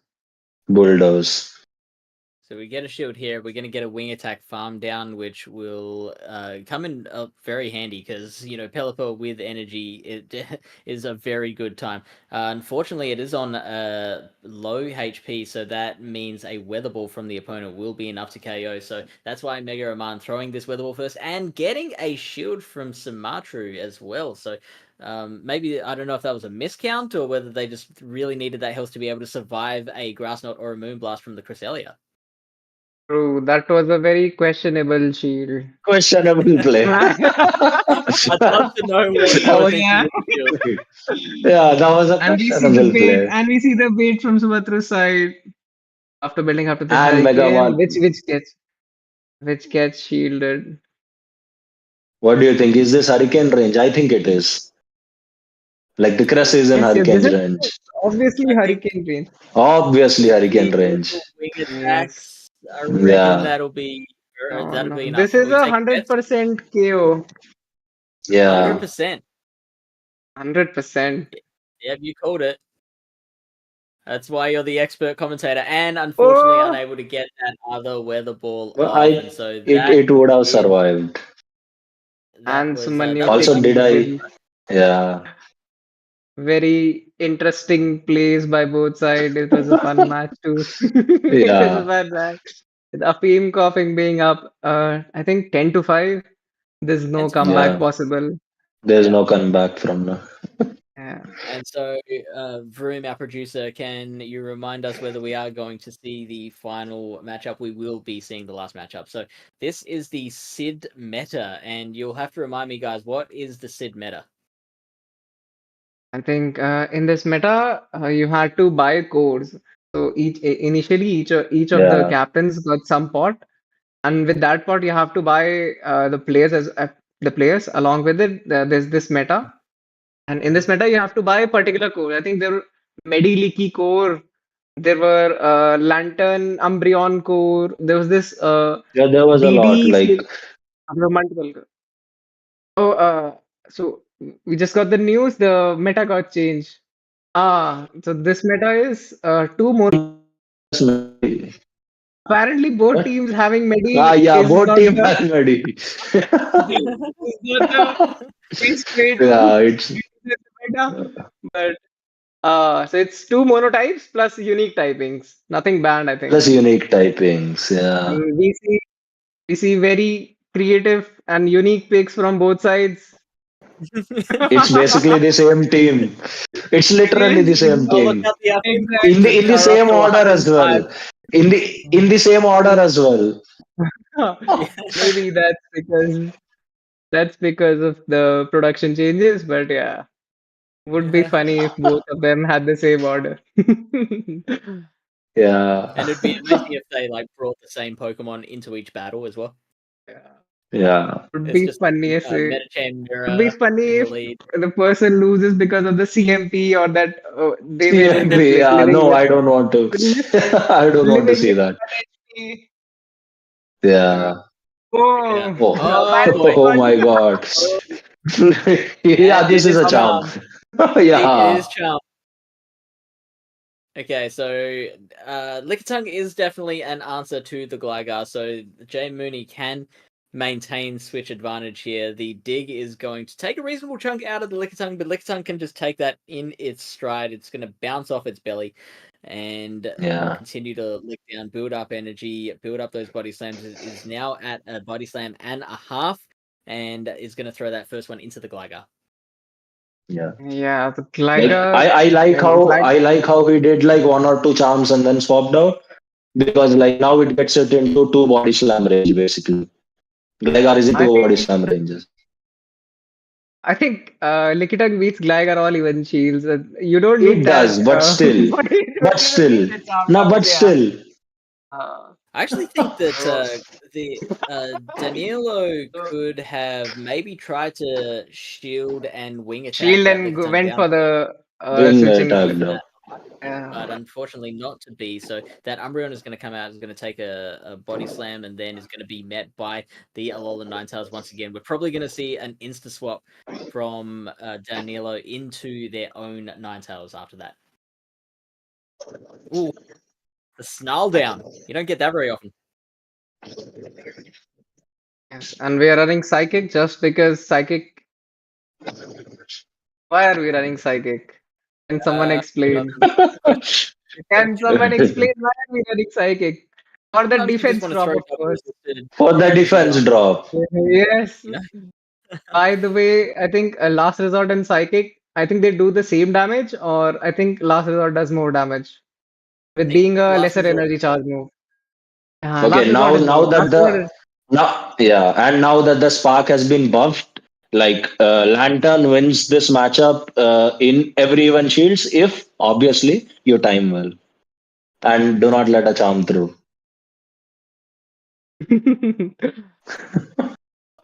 So far so good. No charms being let through No, at the moment. yeah. Oh Oh, I no, think that was that's no, a You bad had no, to say no. it. You timing. had to say it. Yeah, that's You a, jinxed no. it. I'd say that was a questionable timing. Yes. No, maybe if they no shield, then that No would have behind been the timing. perfect timing. Yeah. Right, so the Do we see Psyshock the shield? Do we see the no shield? And we is see going that to size land unshielded. shot no shield.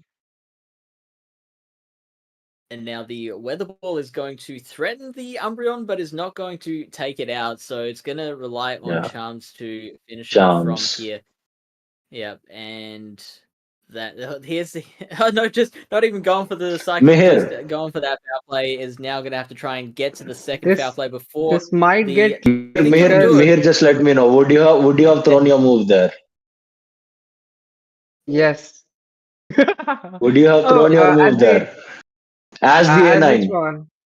As the Yeah, I A9. think What was the I would question? have thrown on CMP Yeah. Like because uh, because although I think Lucy, if J Money wouldn't have thrown the move there, he'd have won. He'd have charmed him down. yeah. No, that Oh, it's weather a ball damage came in clutch now.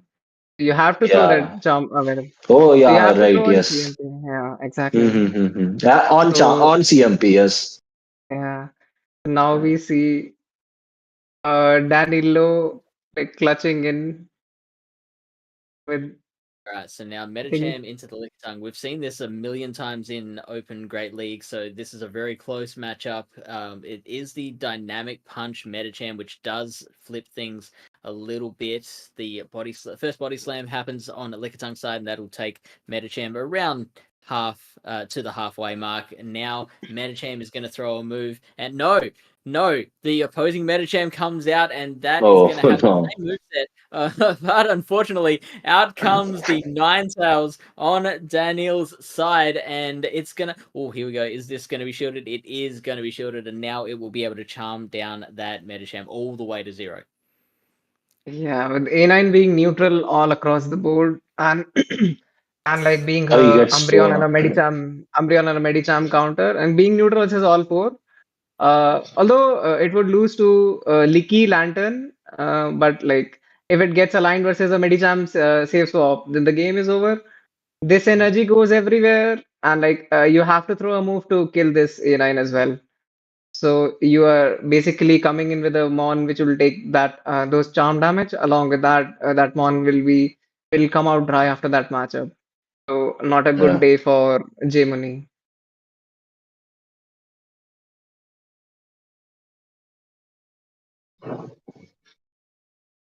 I think also both side having Bloody, no lantern yeah. answer, making No lantern lantern just answer. feel.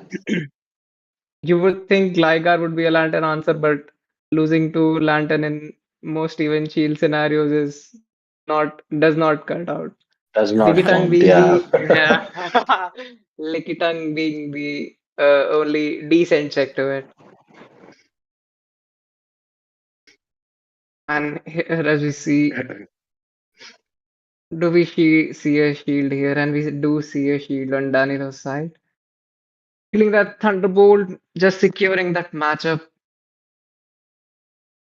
going for that unnecessary Oh, bait. going for that risky and unnecessary bait.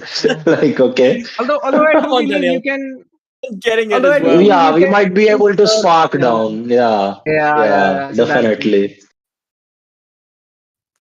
yeah, we would have. Yeah. But we It looks see, like it's surf range plus like one or two sparks. but we see Danilo, I think, getting the 3-0. Eventually, he did go for the surf, so that wasn't a risky bait. That was all part of the plan.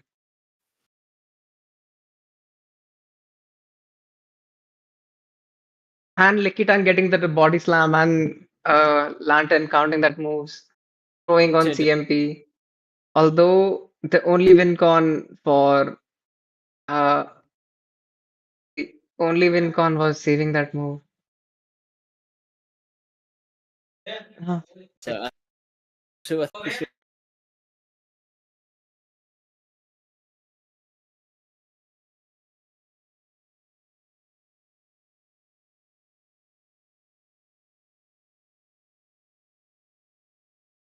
think the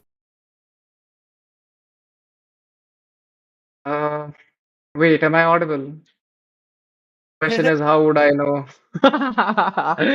With the other two not being audible, I'll assume I am audible and I'll continue. So we see a Likitung into a Gligar, both pink mons.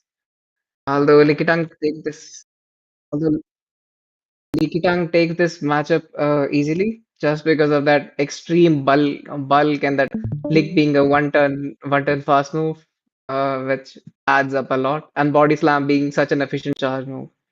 We see Gligar going for the dig, getting no shielded, and now we see Lickitung. Lickitung would reach two body slams before Gligar reaches two digs, just because it takes 7 for the first dig and 6 for the next one. Now I think this was a CMP event, and so I would expect a no shield on J-Money's side. No, it wasn't a CMP. And we see you an got it. aerial ace bait. Would we see a shield from the Lickitung side? We do not. That is sort of the worst case scenario, unless no, the Gligar was not able to make it to the move. We see the Medicham come in and would have to eat another body slam. This Lickitung going in, going ham, beating the entirety of a Gligar and then throwing a move on the Medicham as well. And do we have an answer to counter this Medicham? Yes, we do. We have our own Charm A9 in the back and then a lantern. I see. I don't think there's an even con for Danilo, but let's see.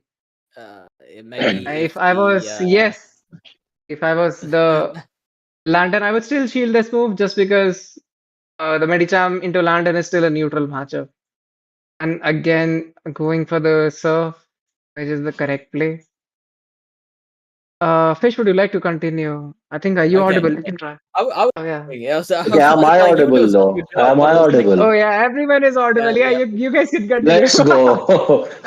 yeah, great. Okay, I'm so back. Yeah. although I'm going to be honest, I just want to sit here and just listen to Mr. Mahir, Master Mahir, just cast that all by himself because he was doing a wonderful job. So Yeah. Looks like we've come in right at the end of this battle. Looks like this Silph is the last thing that is going to happen. No, we do have the Metacham, which is there, but is going to be met by that Charm Ninetales, and the Charm Ninetales is going to have its way with the Metacham. That Ice Punch is going to surely be shielded. We're not going to get to an Ice Punch and a Dynamic Punch, right? Right. Oh, I don't think we do. No, Surely we we won't. couldn't even get to Surely an Ice Surely. Punch across that. Windwaller's Surely going to take not. that thing out, and J Money. It's so it's pronounced J Money, J right? Not Muni J Moon. going for that. Jay Mooney. Danilo. Yeah. It is. Yeah, Earning J a Muni point going back, for that making it classic 13-4. win lead 13-6, RPS sorry. backline. Lickitung lead only being weak to Umbreon and Asa. J Muni having two answers in the back with Two Medicham and answers in the E9. back. Yeah. It's a Okay, nice so I believe game that with was a battle field 1. Am coughing. I correct? I think it was a 2-1 in Danilo's favor. Oh, okay, so Ah. we've gotten to the end of that set, have we? Yeah, all three games are done. Well, then that means that we are done with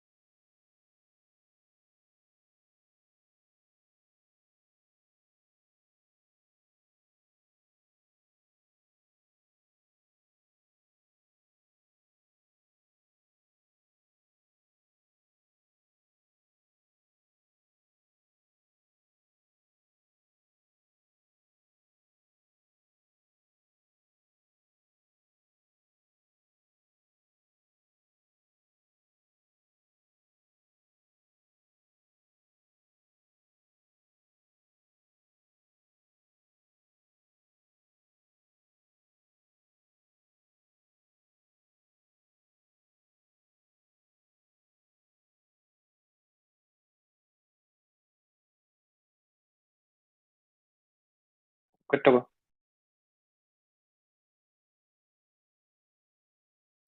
All right, we are back with semi-final number 2, and I am here with one person that, well, they're not here yet. I was going to say Shagambora was here from the first stream, and there is someone else that has replaced him for the second stream. Sidby is returning once again. Hey, Sidby, what did you think of the first semi-final? Yeah, since it was pretty much my team, so I'm pretty happy with that. However, whatever the results, so pretty super happy with everyone's performance, and GG's to Glad English course. So they played really well, gave us some tough competitions. I think I personally, as you saw, that I went very lucky with the all the crunch debuffs. But I guess everyone played to their heart out, and we are in the final. So yeah, super happy. But what are your views about how did you see the battles? And you also got to know a few of the Indian players as well. So what do you think about the Indian community in general and the battle especially? I've been saying this, like, I'm not just pandering here. You can go back to, I've got a podcast, it's called the GoCast Podcast. I've been saying this on the GoCast Podcast for a while now. Okay. I have always wanted to get to know the Indian community a lot more because, like, it's so big for a start. There's so many people here that, like, have so much skill, so much knowledge, and that us in the Western world just don't have the awareness of. Everyone in the Western world knows Wadaj, rise to occasion. You're inadequacies, but like we just don't come across a lot of these fantastic Indian battlers as often as what I'd like to. So I'm really enjoying the opportunity to get to be involved with something like this. Yeah, and I genuinely hope to see you in the next season, not only as a caster but as a player as well. So Yeah, let's sure. let's hope that we get some fish action in season 4. Yeah, I did say that FishOnAHeater would be winning season number 4, so I've got to now see that through. So we are going to. Are we just going to go straight into the battle now for the first battles for the Hydreigons versus the Blastoise, something Blastoise. It was Blastoise Battalion or something like Blastoise that. Battalion. Yeah, it was Blastoise Battalion. And So we just go straight into that, or are one we thing showing about the? Blastoise Yep. Battalion. Yeah, one thing about Blastoise Battalions is that they have the player who was bought for the most price. So it was Suvansh PvP. And in the past 2 seasons, the team with the highest bid on player never made it to the knockouts. So Oh, this is the first time that the team with the most expensive player has made it to the stage. So we'll see if they break the record further and up notch it by going into the finals. and so what do you? As like a proportion of like the average, so like what's like an average spend on a player, and then what did this player go for? I think for a good player, you can say that people are ready to spend maybe somewhere around 30 to 35% of their purse. But this not 35, sorry, my bad. It's maybe like 15 to 20%, and then this player got bought for around 40% of the entire purse. That's So definitely yeah, taking a bit of a it was crazy deal. But the flip side of that is, yes, you are getting one very very good player, but then you're not left with enough money to buy other sort of good players. So so you have that's to the just strategy. this, and this is probably one of the yeah, exactly. You have to strategize in the auction pretty well, because even though you get one player, but it's not a individual players game; it's a team game. So some captains, as Shagun was there in season 1, that they prefer good players, like 6 good players, and they can just push through as a team.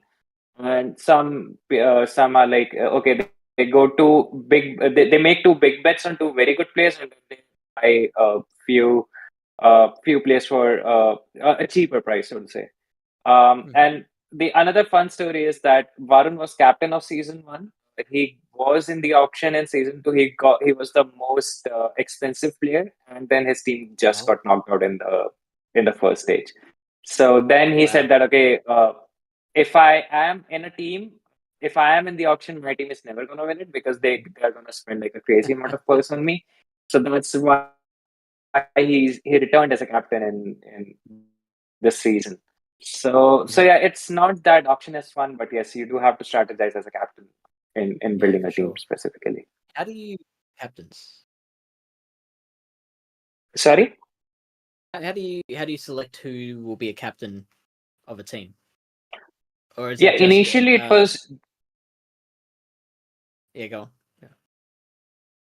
yeah. So initially, in season one, it was just the sil. Like I am in touch with a lot of Indian players. So I know like few of the top players on the self leaderboards who were there at the time. So I contacted them. They're very good friends, good people. So they just hopped on to be the captain. But as soon as we started increasing the number of teams, then it became a bit of a challenge. Then we got our message around the other people as well who were captaining the other side. So basically, it's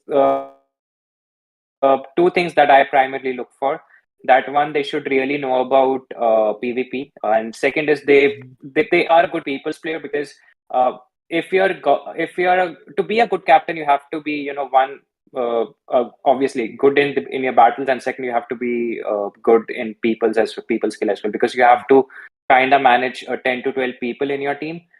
So that's basically what I'm looking for. And fun fact, we still haven't had any overseas captain yet. So hopefully that will change in season 4.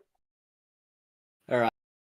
So with that said, let's get into set number 1. This is the first match of the second semi-final. It is the Great League Show 8 Ban 2 format against between Hail Hydreigons and Blastoise Battalions. Beelzeboy versus Dynamo Duck. And so on Beelzeboy's side, they've got the Lickitung and the Lantern that have been banned. Dynamo Duck, it is the Registeel and also the Lantern. So yeah, both players sharing that Lantern. They don't like the how safe the Lantern is against anything that's not a grass type. And then I'm interested in that the Dynamo Duck Registeel is now off the table as well, because I find Registeel a very interesting Pokemon to use, Sippy. Exactly. So outside Swampert on the Beelzebub side, I think Reggie still had a lot of play, and that's probably the reason that it's won. So I think Beelzebub is having slight edge. I think on the Beelzebub side, their Frostlass looks really, really good outside, maybe Sableye. So yeah, I think it's gonna be a tough matchup because both these players are really, really good and they know their shit. Yeah, I'm very keen to see it. Let's just jump straight into it. Hey, let's check out battle number 1. Kick this off with Beelzeboy versus Dynamo Duck. We see on Beelzeboy's side the Steelix, and on Dynamo Duck's side it is the Sableye. Now, this will be advantage to that Shadow Steelix with the Dragon Tails. It will probably, I would guess, we'll see the shield on that. No, we see a catch It's a on the catch. Mandibuzz. Wow. And I think Beelzebub just got Dynamo Duck off guard because they were using higher turn charge moves. So Sableye was using a 2-turn Shadow Claw. So I think Beelzebub just got Dynamo Duck off guard, and and that puts a lot of dent into Sableye because they are out of energy, and then this Swampert has to be aligned with this Beelzebub. Absolutely. We see that the Mandibuzz is running the Dark Pulse, which takes so much HP from that Shadow Swampert. The Shadow Swampert is able to fire back those Hydro Cannons very fast, though, and a single Hydro Cannon takes out just a little bit less than half of the remaining HP of that Mandibuzz. So I would think that it would just survive this second Hydro Cannon, and Beelzeboy knows it, that those mud shots aren't going to do anything, so it will be able to get to another Aerial Ace before the next Hydro Cannon comes out. Yeah, and I think that's where Mandibuz's strength is because it's so bulky, and cherry on top is that mud shots from Swampert aren't doing anything, so Swampert will have to throw the Hydro Cannon. Surprisingly, that Beelzebub is letting it go because they cannot really farm down with the Swampert. Okay, they have a superior. Never mind.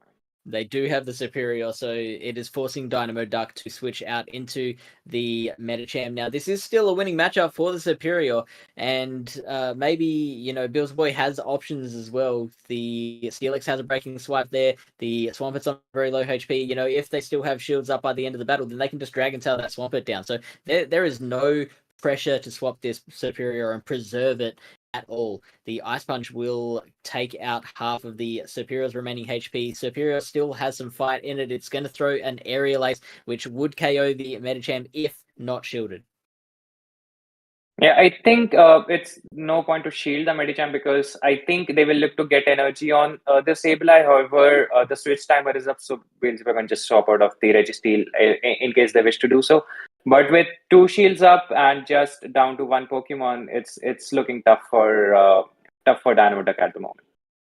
Yeah, basically that Sableye is going to have to shield, and then you would think that the Steelix is going to come straight in, and here it goes. The breaking swipe is going to come out straight away. We are not messing around. We're not trying to build up extra energy. We're just throwing that breaking swipe as soon as possible. The shields, both shields, I believe, are still up on Beelzebub's side, so this is looking very, very difficult for Dynamo Duck. It's going to get off a Hydro Cannon, which will, of course, be shielded. That Hydro Cannon would just destroy the Steelix, but it has the shields to hide behind, and now it's going to be able to take that thing out, throw another breaking swipe, and finish the day.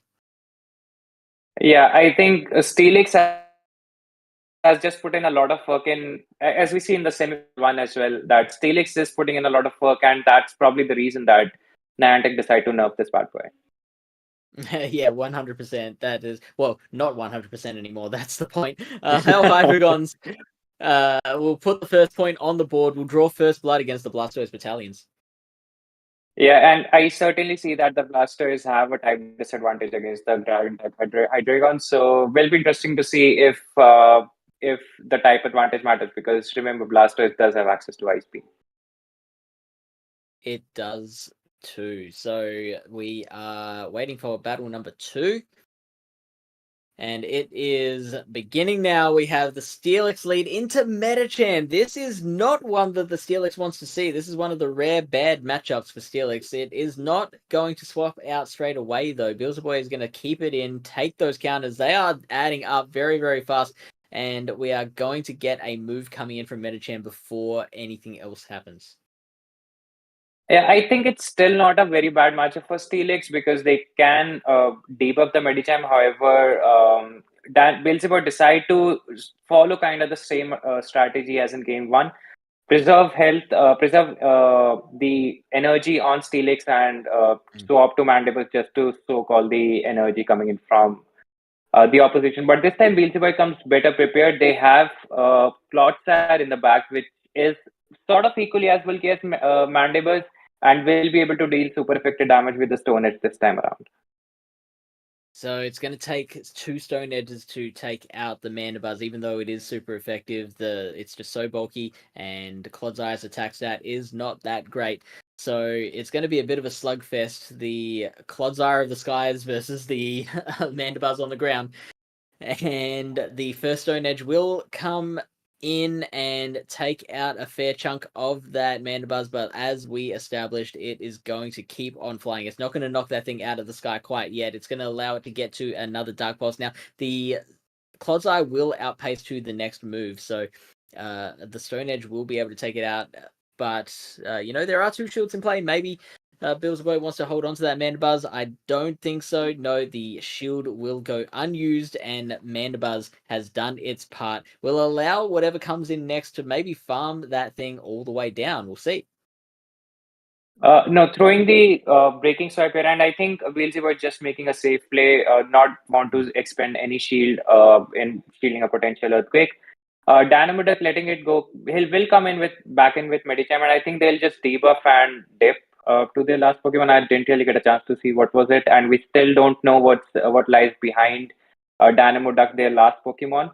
As I said, they swapped, and it's a Sableye. So yeah, it's a Sableye on Dynamo Duck side, and I think it's going to be fairly well balanced matchup, and I think it's going to go down to the wire. What do you think, Fish? I think with the extra energy that Superior has, it did get like 1 or maybe 1.5 Vine Whips off before that Sableye came in. So I think that is going to make the difference. In fact, I think even with energy, the Superior does still have the upper hand because the Sableye just has to shield all the Frenzy Plants, whereas I think it can take one foul play. No need to, though. Because as in the Superior can take one foul play. No need to, though, because there are still plenty of shields on both sides. Now the last shield has been used on Beelzeboy's side, but Beelzeboy does have two Frenzy Plants, almost two Frenzy Plants, ready to throw. One will KO that Sableye, and it takes it off the field. So Dynamo Duck is holding on to the shield for that Metacham in the back. Now that is clever timing on both players' part. They are throwing on CMP. An Ice Punch might KO from here, but I don't think so. That Superior is a little too bulky. Ice Punch, not a great move, and I think the Superior will be able to get to another Aerial Ace. Yeah. Oh, no! They barely miss out on that, and They I barely do. And I believe that, I mean, even though we had the Steelix in the back, I don't think it had any energy on it. So I think we have cut off the video there, and I think that is a win to the Blastoise Battalions.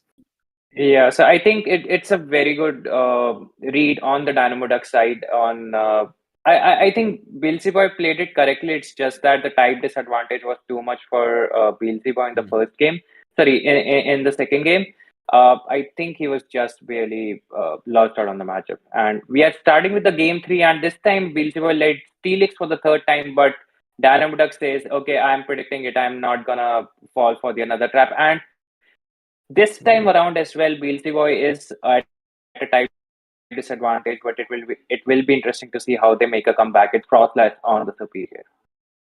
Yeah, I want to see how much a Frenzy Plant does to a Frostlass. I will not get my wish, though, because that thing is shielded straight away. So with the energy lead that the Superior has, they are getting to the Avalanche and the Frenzy Plant at the same pace, 6, then 5. So the fact that the Superior did have a bit of an energy lead will allow it to get to those moves consistently before the Frostlass does. We'll see how much of a difference that makes to the matchup. The second Frenzy Plant is going to land on the Frostlass and takes it to the red, but just survives and forcing that second shield from Beelzeboy. That might be a huge difference maker. Yeah, but Beelzebub is down 2 shields and they have a Cloudsire in the back. And do I see a Mandibus? Yeah, it's a Mandibus. So Cloudsire is ideally good against both the Pokemons on Beelzebub's side. So I think I'm predicting another catch on Beelzebub's side. Maybe he'll Superior is just too damn bulky. It gets to the Frenzy Plant and it will. I think this just changes everything because Frenzy Plant will do a lot. Okay, it grabs the last shield if they do not do the damage, and I think it levels the field because Steelix can definitely come in, debuff this guy, and I think they'll attempt to catch the Earthquake on the Mandibus. What do you say, Fish? Yeah, I agree that is the play. Now, however, Dynamo Duck is sending in the Metacham, and I don't think they've realized that Mandibuzz is in the back, so this might be a pretty big mistake from Dynamo Duck. That might throw them the battle. That might cost them the battle. So the Steelix is staying in for now, building up to another Breaking Swipe. It will have to take another Ice Punch, but it will survive. It is a tanky Pokemon. Surely the Mandibuzz is coming out. No, it is. The Steelix is staying in. Finally, we get the Mandibuzz coming out, and we catch an Ice Punch. Yeah, and I think Boy has his strategy pretty clear that they want to preserve their Steelix. They want to come out with a move, potentially a Breaking Swipe, and it has worked pretty well for them. The Aerial Ace will not knock the Medicham out because it's not a really good move. Okay, it does. I thought the Medicham was in green. Yeah, I thought it was close too, so we'll see how the rest of this matchup plays out. It's going to be a tight one. Those Stone Edges are going to do a lot of damage to that Mandibuzz. It does take out more than half of the remaining HP, which means that the next Stone Edge will get the job done. The same can't be said of the Dark Pulses coming in from the Mandibuzz. It doesn't take out over half of the HP, so it will take 2 more moves, whether it be an Aerial Ace and a Dark Pulse or 2 Dark Pulses or whatever it is. Maybe 2 Aerial Aces will get the job done, but either way, the Stone Edge will be take it out probably before it gets to that second move. So the switch clock is up, so there is a catch available, but that will not happen. So it's now going to be up to Steelix. Steelix is going to have to maybe try and farm down and then throw a breaking swipe on the Metacham. I think that's no, the Metacham's gone, so it is just up to the breaking swipe on the Steelix. That will finish it off, and Clodsire doesn't have enough HP to withstand it. Steelix with that banked breaking swipe, and that was the play. All three battles, Beelzeboy just building up that extra energy coming out of the matchup, giving up alignment, but it worked for Beelzeboy quite well. Yeah, and that's why this guy is a monster, because he literally played through the same team in all three matchups, and kind of the similar strat. Dynamo Duck tried bunch of different things, but Beelzeboy just knew his matchups, that he can flip the Frostlass versus Superior, and that made the entire difference, because even though it was Clodsire on Steelix and then Frostlass on Superior, but that's the advantage of knowing the nitty-gritties of the individual matchups, that which ones are you going to lose with a one or two fast move advantage. And so very well played from Beelzeboy's side. Yeah, absolutely. And you mentioned the Superior matchup, the fact that they were willing to go down 2 shields to preserve that matchup. That was a very telling situation as well, because that was kind of proof that they knew how important maintaining alignment was for the rest of the matchup. Yeah, and I think Superiors survived, and throwing the Frenzy Plant on the Clodsire made a lot of difference as well, because that grabbed the very important last shield of the Clodsire, and which was indeed clutch towards the end, because that really, in my opinion, that would have made the difference.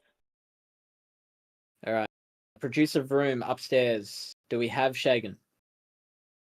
Is Shagan here joining us for the rest of the stream from this point? He is about to join us. We are about to chat. Calm down. Chat can just stop shaking the fence. Shagan will be joining us for this session. Shagun's sim from the minute one, from the get-go. Yeah. So this next matchup will be between Mikey-Tap. Is that how you pronounce it? Yeah, Mikey-Tap. And Ash 786 King. So this is the Ultra League format. The Show 8 banned 2, Tentacruel and Skuntank banned on Mikey-Tap's side, and we've got the Charizard and the Galarian Weezing banned on Ash's side. I find that so interesting. So Mikey-Tap, both of the Poison Jab users have been dispensed, and on Ash's side, it's basically the 2 safest Pokemon in general. So like Charizard very high on the safe switch rankings, and same with the Galarian Weezing. It's just a Pokemon that just has a lot of coverage and really interesting typing that allows it to be a good safe switch option, but not to be on this particular team, Sid. Yeah, I mean, Shadow Charizard on Mikey-Tap's side, it still cannot roam free, because they have something like Ampharos, Swampert, Golisopod, and Parisian can also hit with Stone Edge. So it's certainly not going to be easy, but I personally would I would fear running Charizard if I'm Mikey-Tap. Yeah, the Giratina is, I think, going to be really important on Mikey-Tap's side. Do you think Shadow Claw or Dragon Breath is the way to go? It's tough choice, to be honest. I personally would go for Shadow Claw, because I like to run moveset that gives me faster energy. But definitely I think outside Dubwool matchup, I don't see a utility running Dragon Breath, but Dubwool is gonna be pretty challenging, because it has access to Wild Charge that will threaten the Tapu Fini. The payback obviously gives some challenge to Giratina as well. So it's tough for to say for Giratina. But what do you think, Fish? Like, what's the ideal moveset from your perspective? On the Giratina? Yep. I would see. I think that double is probably worrying me so much that I'd either want the Dragon Breath on the Giratina purely for that, or you're fine with Shadow Claw, but you're then relying a bit more on Virizion to be your double counter. Exactly. Yeah, the double is truly terrifying with the bulk it carries in the Ultra League. Yeah. And it's so spammy with the body slam, and then you never know what the other charge move is going to be. So I think we have a message from the man upstairs to change the stream title. So it's Fish, you have a bit of homework to do. If you wanna start shoutcasting this battle, I can change that while you're doing it. Yeah, I think Varun has just stopped it, so we can you can do that right now. Okay, well, this will be fantastic content. Yeah, I think I can give the audience a brief about Mykitap in the meantime, because Mykitap has been playing. This is his third season also in which he's playing, and I think he was retained by his captain in season 2.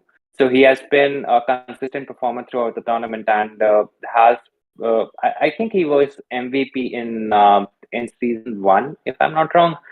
So he has been a consistent performer, and this time it showed why Varun really bought him in the auctions. So yeah, he has been truly a player to go get to from the past 2 seasons, and yeah, I'm hoping nothing less from Mykitap in this matchup as well. So, if I remember correctly, he used to play in Great League in season 1 and 2 primarily. This is probably the first time I'm seeing him in UL.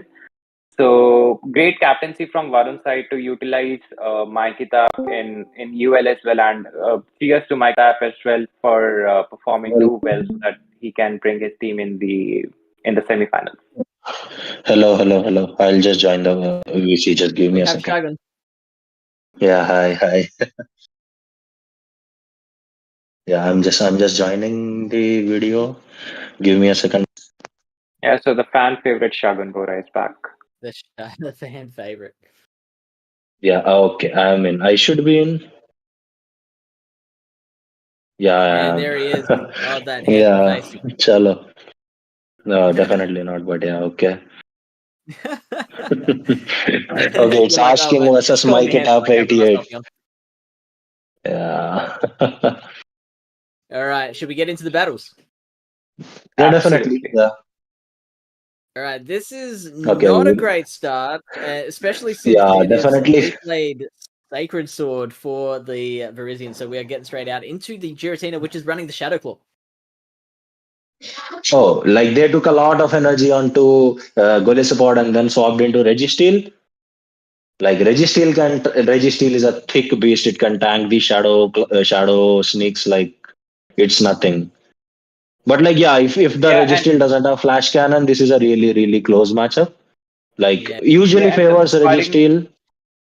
Mm-hmm. Waring, they are Oh, it running does flash have cannon, so flash it's not cannon. as It as does bad. have flash cannon. Yeah. And the worrying thing for me on if I'm Mike Tap is the energy on the Gulai support, because Gulai support Yeah. can hit hard with the liquidation, and then you obviously have a chance to debuff. So not a particularly And good like start from Mike Tap. yeah, and I assume Golisopod to have the second move as an aerial ace. So with liquidation and aerial ace, it can hit even the Virizion, the Charizard. Like this is looking the Golisopod will be very hard to handle on Mykitap's side. Yeah, but first they have to get rid of this chunky Registeel, This because chunky it Registeel, yeah. yeah, Boy. because it doesn't look like Like it's going down anytime soon. yes, and because this thing has flash cannon now, this is a really favorable matchup to Registeel.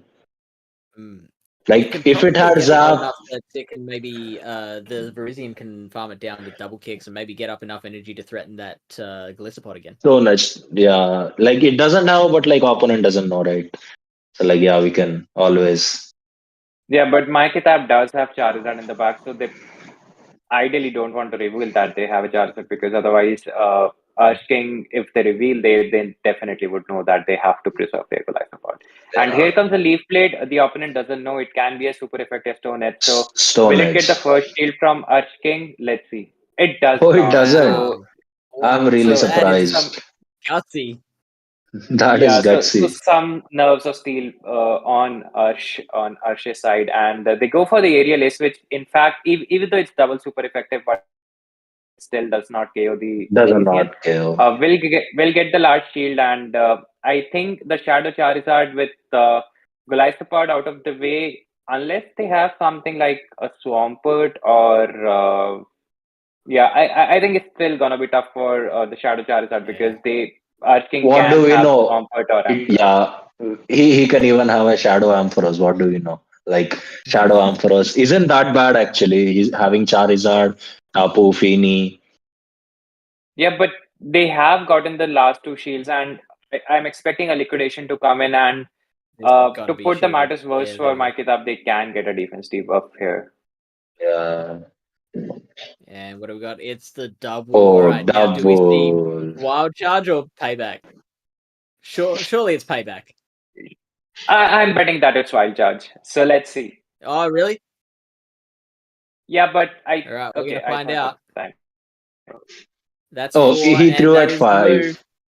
Yeah, I Oh, I think thought that was so. It is Wild Charge. Yeah, Yes, it it's is. a Wild Charge. Yeah. there. You Yeah, go. so that knocks out the Charizard, but I think Double will Hang get on. farmed down again. Oh, this was really Oh, close. that was so close. This was Or, yeah, yeah, this was definitely very close.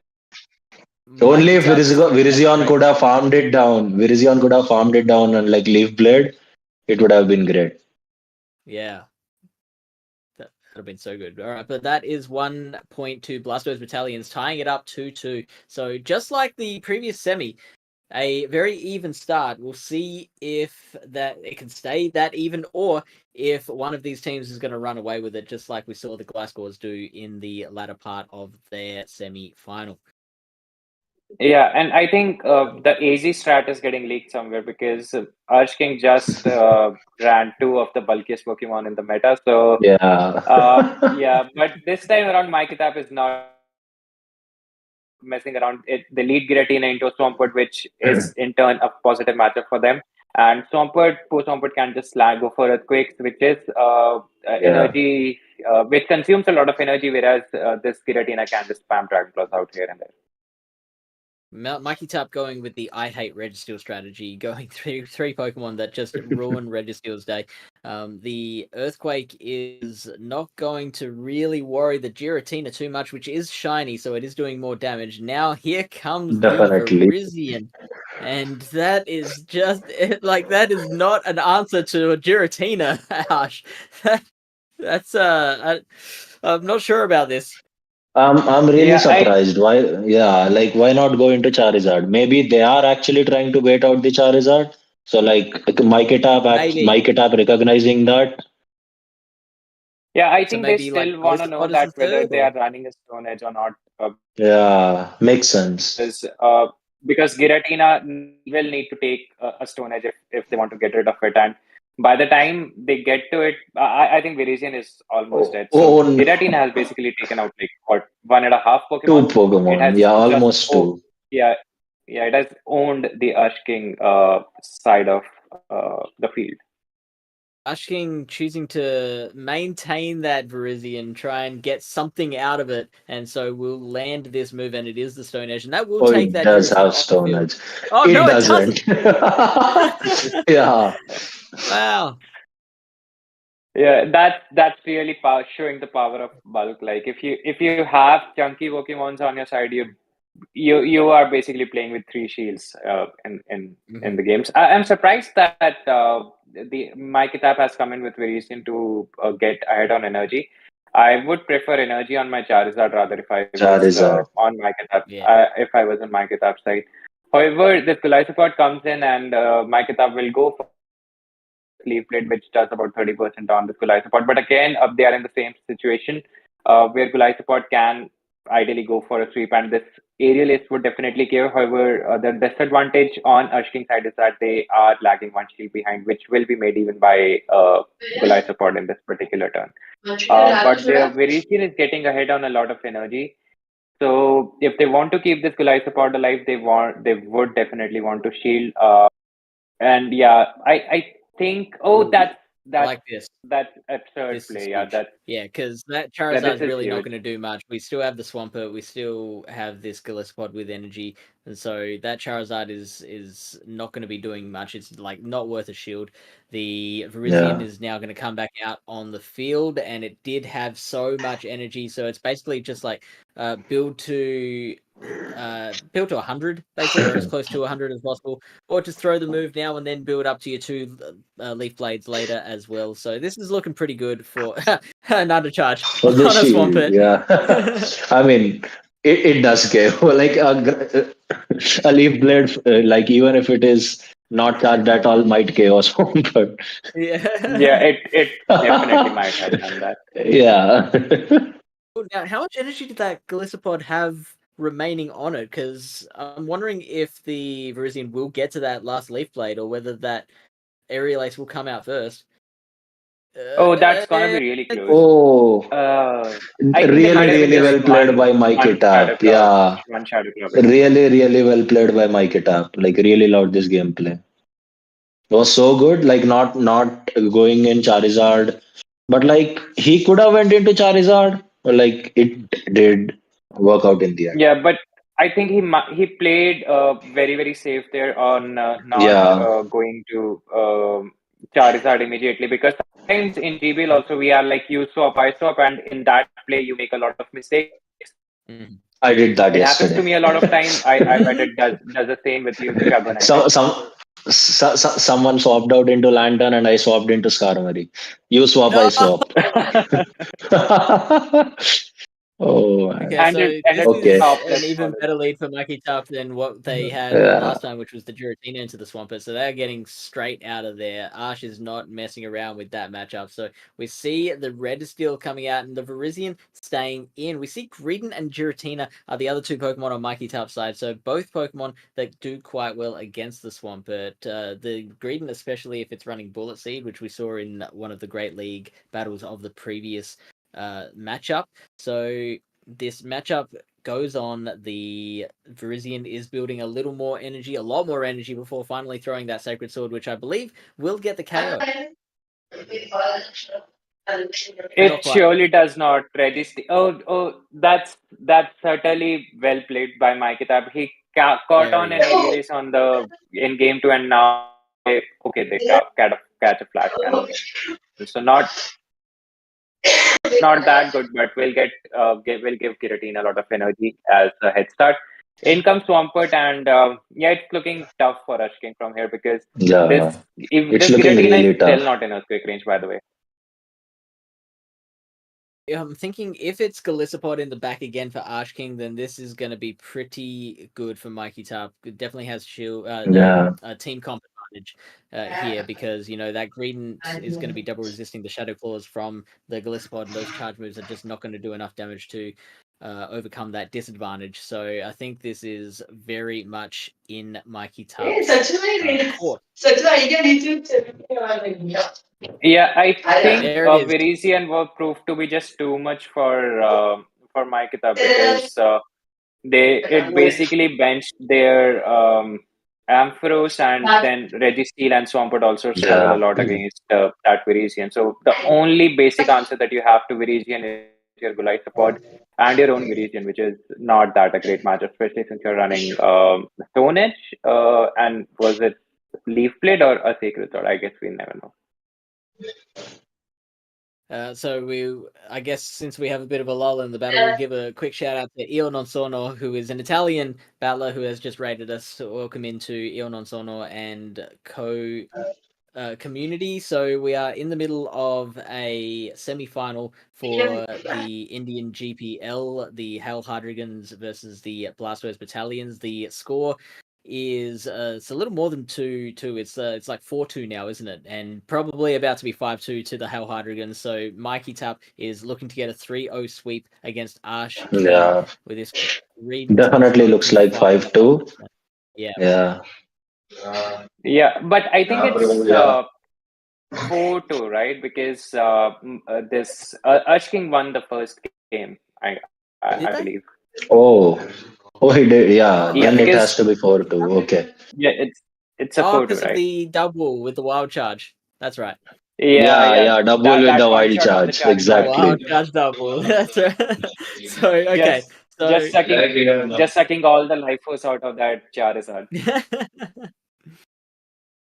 speaking of which, this Virizion is going to suck the rest of the life force out of this Swampert. It's going to delete Swampert and its children from the Pokedex. Yeah. And there it is. And So I that will Yeah. complete the I set. really like the moves that really just clean sweeps off all that energy on a Pokemon. Something like Yeah. my best scene is Dialga throwing a Draco Meteor and just swapping all of the energy of all of the health on the opposing Dialga, because it's Yeah. such a beautiful scene to watch. The Draco Meteor animation is Even the so good. animation, yeah, the animation is Yeah, so good as well. Like yeah, actually, meteors are falling. Like it's really good. yeah. So it's it's probably one of the best I go PvP. My other best memory is Yeah. like if previously I was running something like Surfeit, and whenever you go for a Leaf Blade, and it just sweeps away everything off the Swampert, or a Yeah, Medicham, in fact, definitely. if you're running Brave Bird and just wipes out everything. So it's Definitely. like some moves are so amazing, and like so like it's soothing for your eyes when you're battling, isn't it? Isn't it, Fish? Yeah. Also, guys, I'll have to leave after this game. Like, I have to pick my mom up, and like, I'm really sorry I couldn't stay any longer. Like, it was really fun. Oh, well, It's okay, Shagun. We'll you are carry just on an the baton everyday from. hero. Not only are you good at battling, you're a great shoutcaster, you're devilishly handsome, but you're also good to your mother as well. So, Yeah, like I have to pick her up, and like I'll be if I be back early. I don't think so though, but like I might join, or like it's. I'm sorry I couldn't be here much like any more longer. I'm really sorry. it's Shagun, been a drive pleasure. safe. Okay, bye bye. Bye Goodbye bye. to fan favorite Shagan Bora. That means it was you and me, Sid. We are gonna continue the party without him. The chat is surely gonna miss him, but chat, we are gonna try our best to fill in his place. Absolutely. So, just want to double check that score is right. It is 4-2 Hell Hydreigon's way. Yep, exactly. That is right. Yep. It's 4-2 Cool. in Hydreigons way. All right. So this next set is the Master League meta, and we have Betsy and Calvin versus Savanch PvP. I see the Mega Blastoise back again, which we saw in semifinal 1, along with a couple of Pokemon that look actually pretty similar in their sprites in the way they're posed, and that is the Lugia and the Palkia, both sitting there. We have Genesect. What drive do you think that Genesect might be running? It's tough, to be honest, because you definitely would want the shock drive to just wipe out that Gyarados, but on the other hand, there is something like Reshiram, which will resist that shock drive, and you might want to run something like a chill drive. But if I am on Betsy's place, I definitely would want to run shock drive, because we do just knock out Gyarados, and then we do super effective damage to Slowbro as well. So my prediction is that it's going to be a shock drive, but yeah, anything can happen. It's basically a Pandora's box. But I'm Yeah. expecting Sumansh to do a read, because not only he is one of the best players in the Master League, as well as he had to live up to his name of the most expensive player in the tournament. And um, being the most expensive player, does that extra money get you that's Mega Slowbro that is on the list of Savanch PvP? That is an excellent pick. That is a heck of a pick. That's really exciting to see there. And I guess that's what the money's paying for, right? Exactly. That's a very chunky Pokemon. Don't go by the looks, and it can definitely go toe to toe with the other dragon types, especially not Palkia definitely, but yeah, it fares well against a lot of Pokemons, and Mm. we are on the battles, and we see a shiny Reshiram on the Genesect, and they immediately make a swap to Blastoise. And Suvansh PvP surprisingly staying in, and I think they just want to do some Dragon Breath damage before they want to chip off, because Genesect is a threat, and they definitely would want to keep this Reshiram alive for the opposing Genesect. And they do the same thing.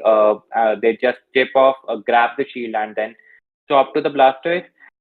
Betsy, on the other hand, is going for Skull Bash, which is a harder hitting move and Ooh. will boost their defenses as well. However, was there a crunch debuff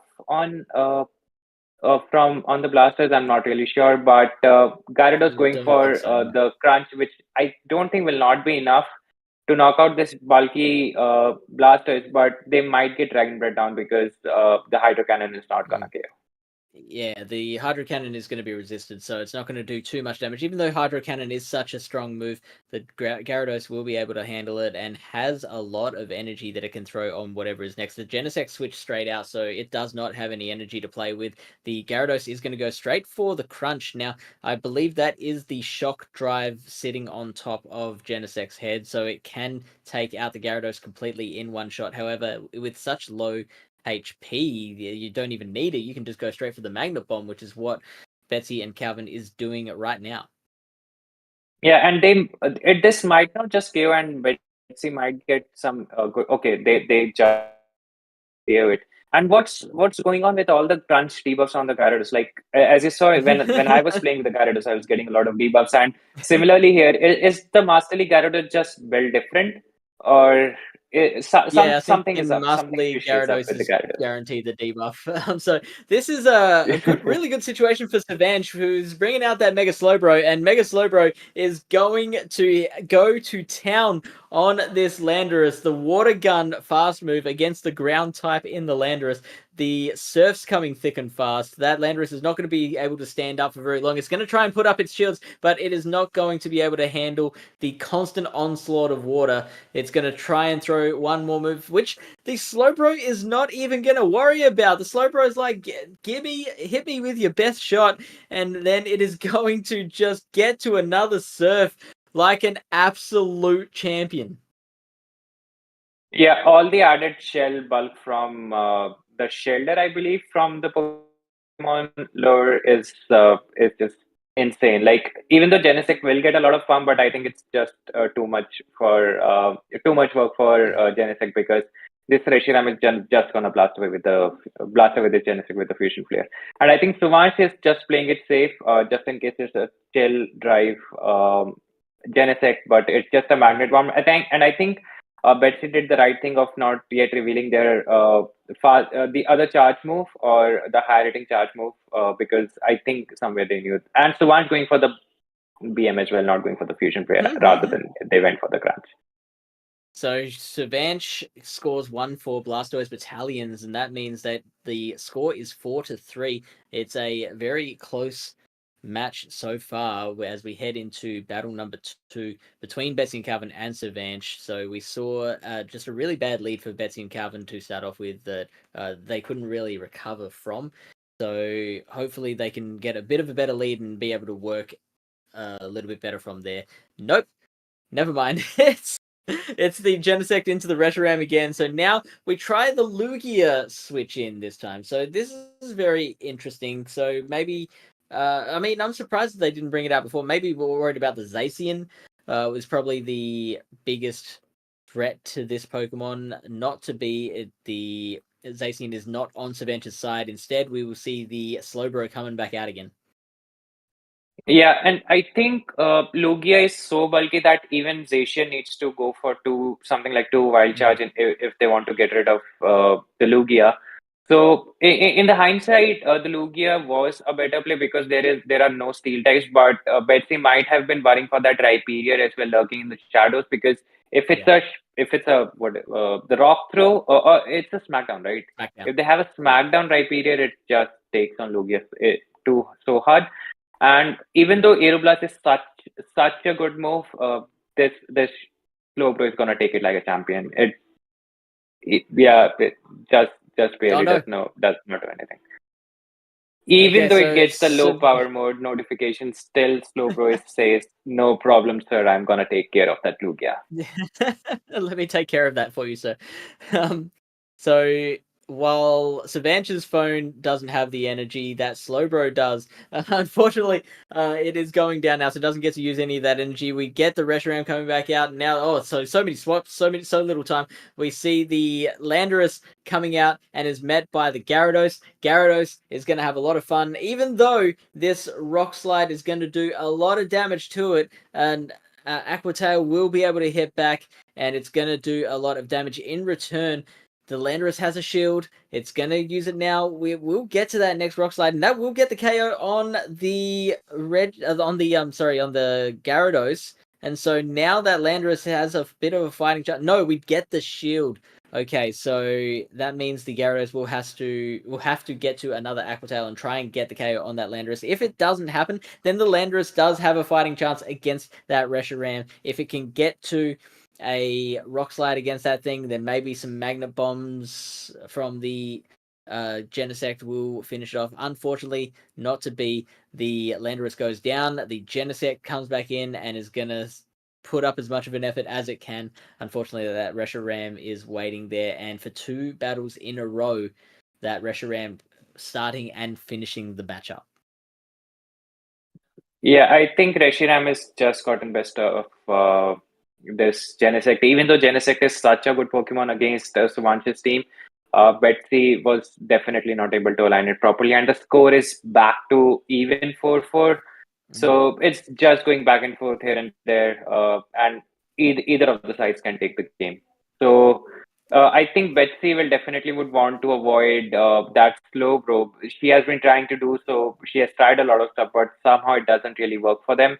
So I really don't know how Betsy's gonna come out of this, because Slowbro is definitely being a problem, and then Genesect not being able to align with any of the other Pokemons, rather than, okay, this time around they get a decent matchup, I would say, because they are running Shock Drive. But I think Suvansh thought that they might not be running Genesect the third time in the lead, versus Betsy say, okay, let's run it for the third time. What's the worst can happen? I would have liked to actually see more Palkia on Betsy and Calvin's side. Like, that Gyarados is really the only thing that the Palkia is worried about, and it's such a good counter to the Slowbro. So Slowbro is now going to come in and is going to take this Techno Blast. The first time we are seeing the Techno Blast from Betsy and Calvin's side, and Savanch correctly guessing what that move is and shielding it. So now the Lugia is going to come out, and it's going to be take 2 against this Slowbro. This is Rocky 2. Lugia versus Apollo Creed, and Apollo Creed has the Ice Beam ready to knock that thing out. Yeah, and I think for the first time, Suvansh has been put on a back foot, because they are with a shield. They are on a shield disadvantage, and this Aeroblast might just be enough to get the best of this Mega Slow, or it might just survive the Sliver of Health. It does survive. Oh, and it does, and gets the Ice Beam off. That's so big. So now that Lugia is going to have to make a choice. Betsy is going to have to make a choice. The Ice Beam, not quite enough to KO, and that, I think, was the correct choice, managing to hold on to both shields and not allowing the Gyarados to get much farm off of that Lugia. Yeah, Lugia saying that, hey, you might be the bulky Pokemon because of the Mega Boost, but I am the I am the chunkiest Pokemon in the Master League without this Mega thing going on. So Lugia showing that, okay, it's who is the bulk boss there. So this is big. So now Savanch tried to catch that move from the Genesect, but Betsy and Calvin was onto it, and now is in such a good position, because with only 1 shield left and the ability to get to those Rock Slides and Earth Powers very, very quickly, going for the Earth Power straight away. The Earth Power doing a little more damage, having same Won't time attack get bonus, shielded. having a little more. Wow, look at how much damage that did, and that is going to make this an easy feat for for Betsy and Calvin will use that shield so they can get a Rock Slide off, use up the last shield on Savanch's side, and then come in with that Shock Techno Blast, which will finish it off, easily KO the Gyarados from there. Yeah, I think that was that ice, that survival on the Aeroblast really worried there for a bit. However, Lugia just really didn't care about that ice beam coming in, even from a Mega Slowbro. So yeah, I think really well played from Betsy this particular game, and kudos to them for leading Genesect third time in the row, whereas Suvansh was completely caught off guard with that Genesect lead.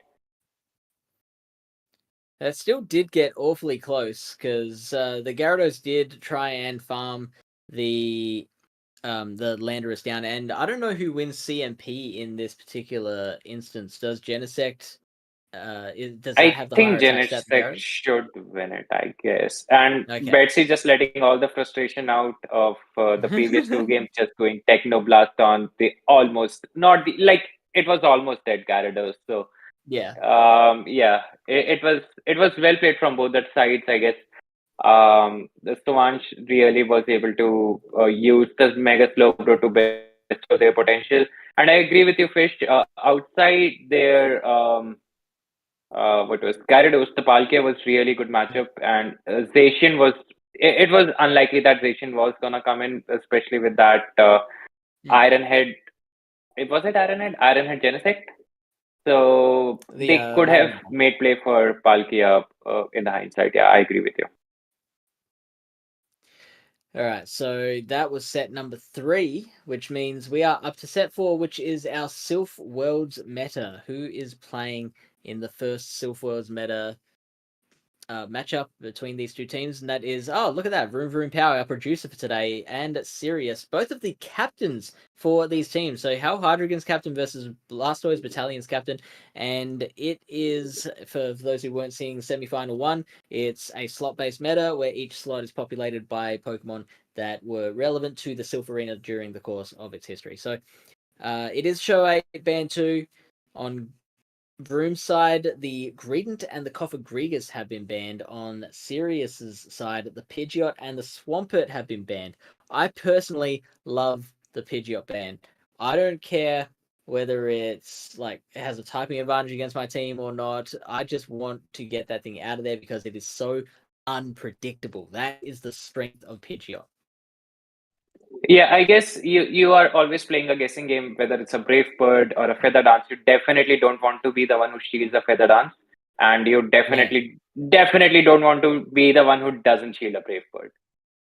Yeah, right. And there's also, I do see the occasional aerial ace out there, which it really helps with baiting, but it's such a feels bad moment when they build up 7 wing attacks and then throw an aerial ace and you do shield, and then they might swap out or they might get to that next Brave Bird. They might be running aerial ace Brave Bird, but they definitely wouldn't be running aerial ace Feather Dance, would they? So yeah, they get to that Brave Bird again in 5 wing attacks, and you've got to kind of either take it or use the second shield. It's nasty. So I would just zero in on that Pidgeot and say, get that out of here. And I'm glad Vroom did the same thing. Yeah, and we still see the old trusty Steelix on both the sides and see if they make it in the bad team of 3. So Diggersby versus Deoxys to begin with. This is not very pretty for Deoxys. Even though the counters are super effective, it just doesn't have much to hit the Diggersby with in terms of charge moves. Diggersby, on the other hand, will be able to get to those Scorching Sands pretty damn quickly, and they do a reasonable amount of damage to the Deoxys. Yeah, because they can only go for this Psycho Boost, which will debuff their attack. So you would want to do as much counter damage as you can before you actually throw the Psycho Boost. However, there is always a chance you get attack debuff with the Scorching Sands, and because we're just doing that, and they bring in the Steelix, and this brings out their Tapu Fini, which is not quite good for the Steelix because you definitely don't want to go for Breaking Strike, which doesn't get shielded. So, and Dragon Tails are not doing anything to this fairy type Pokemon. And Tapu Fini, I really like running Tapu Fini when it was newly introduced in the Ultra League. And I personally struggle a lot when the Ultra League is going on, and Tapu Fini was running. Tapu Fini made me get to Legend probably for the first time. So Tapu Fini is a really great Pokemon. Only if it had some bulk in the Great League, it definitely would have been a top meta choice in the Great League as well. We haven't seen it do much tonight. It's been on a few different teams, but it hasn't been utilized. So we're finally seeing Tapu Fini take the battlefield after sitting on the bench for so long. It's been raising its hand or in being like, "Coach, put me in," but it's finally getting its shot. And it's done really, really well. It's taken out a whole Steelix and it's taken out half of a Deoxys as well. The Deoxys will get a Constellation Psycho boost in, and then it will dip straight out so that it doesn't give the Diggersby any sort of energy. So the Diggersby will throw a Scorching Sands. I imagine we'll get a switch out after that. We do, yeah, and I think Yep. I think Varun, as soon as they saw this Cresselia, I think they would have thought that okay, this game is a seal deal because Steelix, as similar to the other matchups, Steelix has put in a lot of work for a lot of players in the tournament or in the semis particularly, and it's not disappointing for Varun at least in this particular game. Unfortunately, on the serious side, it was paired up against that Tapu Fini, but Steelix on the Varun side is gonna take the game home, and they're shielding these grass knots as well, even though that doesn't do a lot of damage. Just wanna do as much breaking swipe as they can and take the debuffed grass knot from the damage perspective because Steelix is the win con. Yeah, Steelix is the win con. I like that. That's Steelix is the win con. That I should have that tattooed across my face. Steelix is always the win con. So Yeah, the and Cresselia is going to come back Steelix, out on the field. It's going to try and throw a grass knot, but the Steelix is just not going to, because it is the win con. It's just not going to matter. yeah, I mean, especially against when you are running. Yeah, I mean, Sirius really was ABA weak to Steelix, and that definitely showed on the Varun side that it's so powerful. Unfortunately, on Sirius side, that they were not able to play out their Steelix. Like on the other hand, Varun was ABA strong to Steelix, so you see, he was running something like Diggersby as well as Tapu Fini. So good read on Varun's side. He recognized that Steelix is the win con, and that's why he was quite strong against it. I don't know who Varun is. I'm sorry. All I see is Sirius versus VroomVroomPow. Yeah, Varun is like his real name of VroomVroomPow. So. Oh, now the whole world knows. So we see battle number 2, VroomVroomPow versus Sirius. The score is 6-4, and we see the Powder Snow Ninetales against the Pelipper. The Pelipper is building up a little bit of energy at the same rate as the Ninetales is. Now is going to throw first, is going to win CMP against that Ninetales because it has the higher attack stat. They got debated. Great bait. Yeah, that was a great bait on VroomVroomPow's side. Now trading shields, so both players down a shield. However, VroomVroomPow will be able to get to that Hurricane, which will KO this Ninetales. Going for the Weather Ball again, though. Will we get the second shield? We do! Wow, that's huge! We do. And I think that's some added pressure of the semifinals because they are definitely you under the normal circumstances you won't go two shields down pretty so easily, but it's just the add-on pressure that you get on when you're in this particular situation that you are like, okay, whether I should shield, whether I should not. And this will prove to be a losing matchup for Sirius in the two shields, and Varun got the best of it by baiting twice.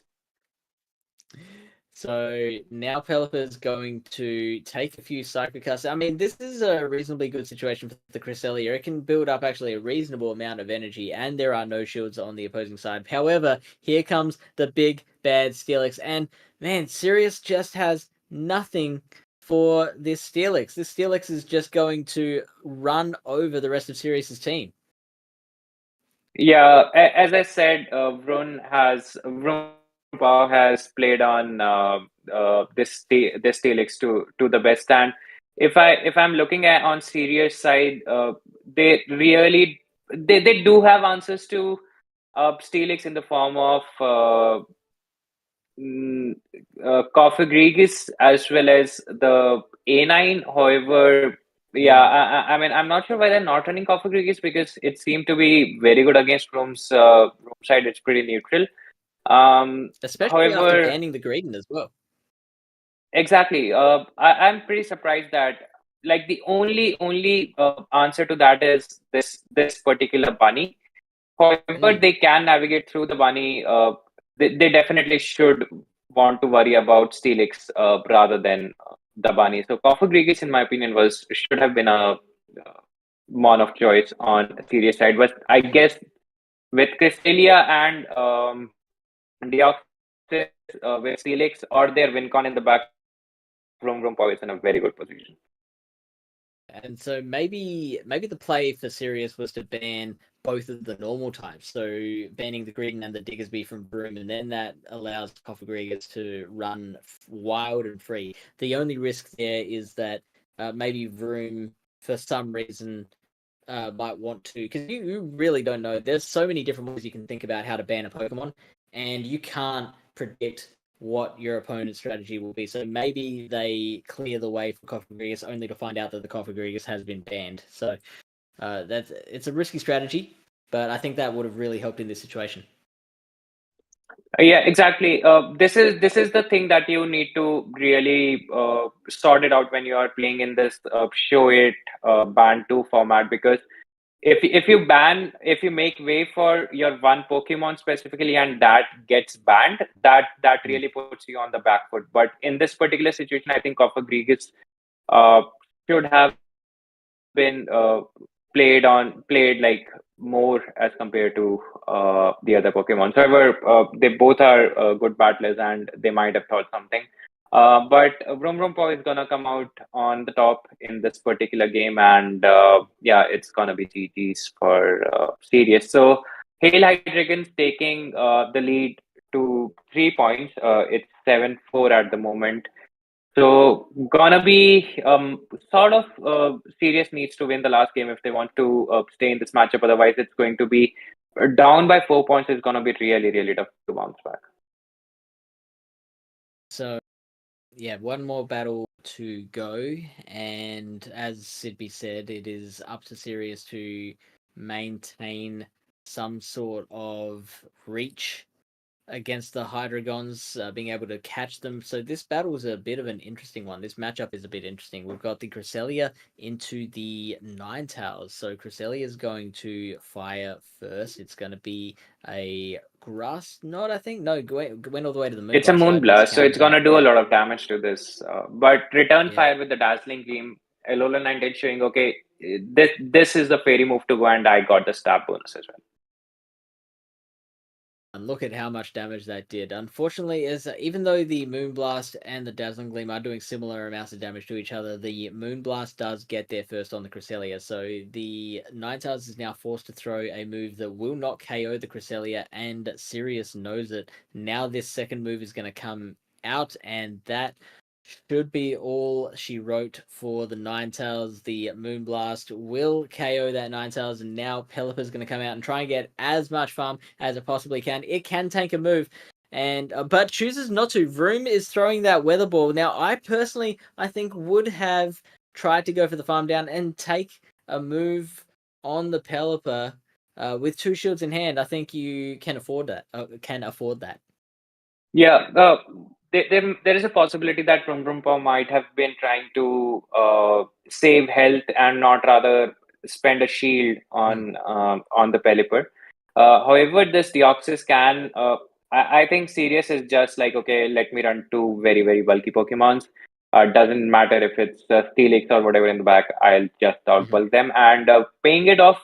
They go this Thunderbolt, and if Sirius recognize that they are not like VroomVroomPow is not running Steelix in the back, they definitely would want to keep this Deoxys alive, because both the water type Pokemon will take super effective damage with the Thunderbolt. However, they go for the Psycho Boost, and VroomVroomPow going again for the Weather Ball. So it's gonna be worthwhile to see whether they get this bait for the third time.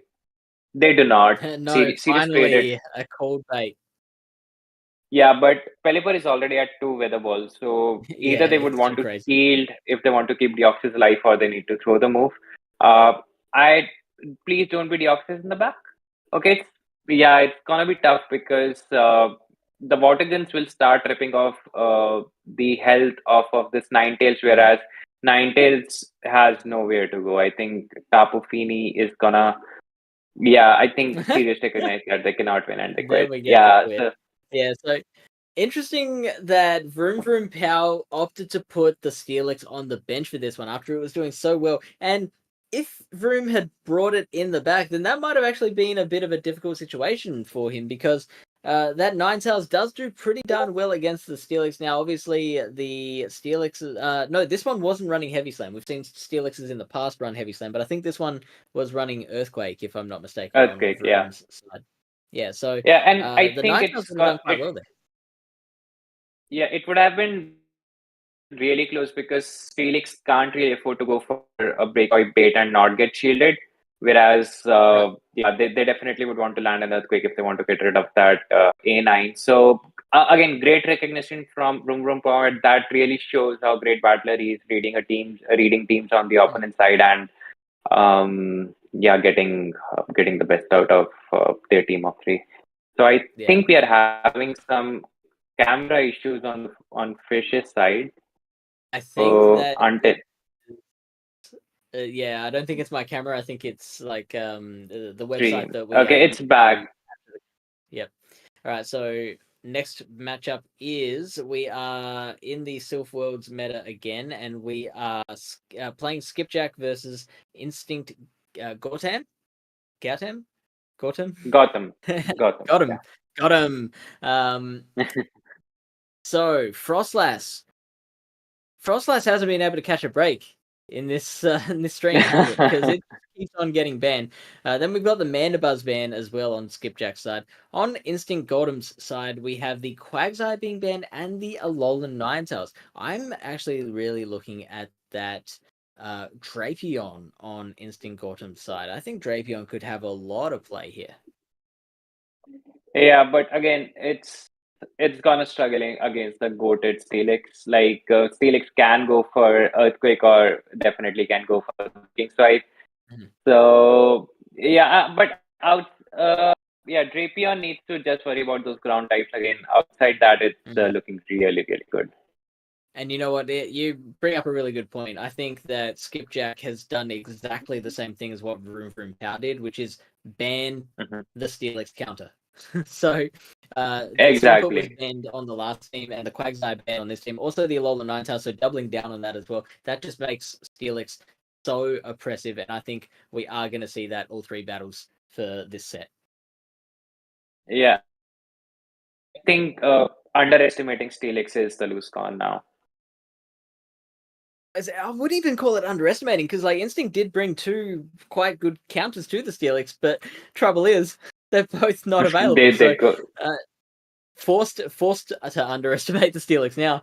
So now it's the Swampert versus Mandibuzz lead to begin with. The Dark Pulse will take out over half of that Swampert's HP. I actually didn't know that it could do that to the regular Swampert. I knew it could do it to the Shadow, but I didn't know that the Dark Pulse would take out half of the regular Swampert's HP. So that is huge. So only one more Dark Pulse is needed. We get the next Hydro Cannon, and unfortunately for the Swampert, the Mandibuzz is just so bulky that it can take that Hydro Cannon in its stride. Yeah, and it's keeping Swampert alive is a good option, and I think Skipjack want to maintain switch here because they are running up Steelix in the back. And was it a Credent? I think that was a didn't Credent. see. We will check that out when the charge move is completed. So that Hydro Cannon will, yeah, it is a Greedent in the back end, of course. And do the catch as well. Oh, so okay. So, yeah, go on. Yeah, it's a good play because they know that they're running to very good Pokemons, and this even though draws out their Cresselia, but Steelix in the back is such a good option for them because with Mandibuzz out, they really just need to worry about something like Berserker, which can go for close combat, but then you can return fire with an Earthquake and get the defense debuff on the crunch as well. So I think even with the defense debuff, the next crunch is not gonna KO, and Cresselia also would need to land another charge move, potentially a Moonblast if they want to get rid of this Credent. But Swampert is, I think they have banged one Hydro Cannon before, or they're just one Mud Shot shy. So this puts Swampert also in a very good. This has set up Swampert in a very good way because they can build to an Hydro Cannon and pressure some health of the last Pokemon on instant Gotham side.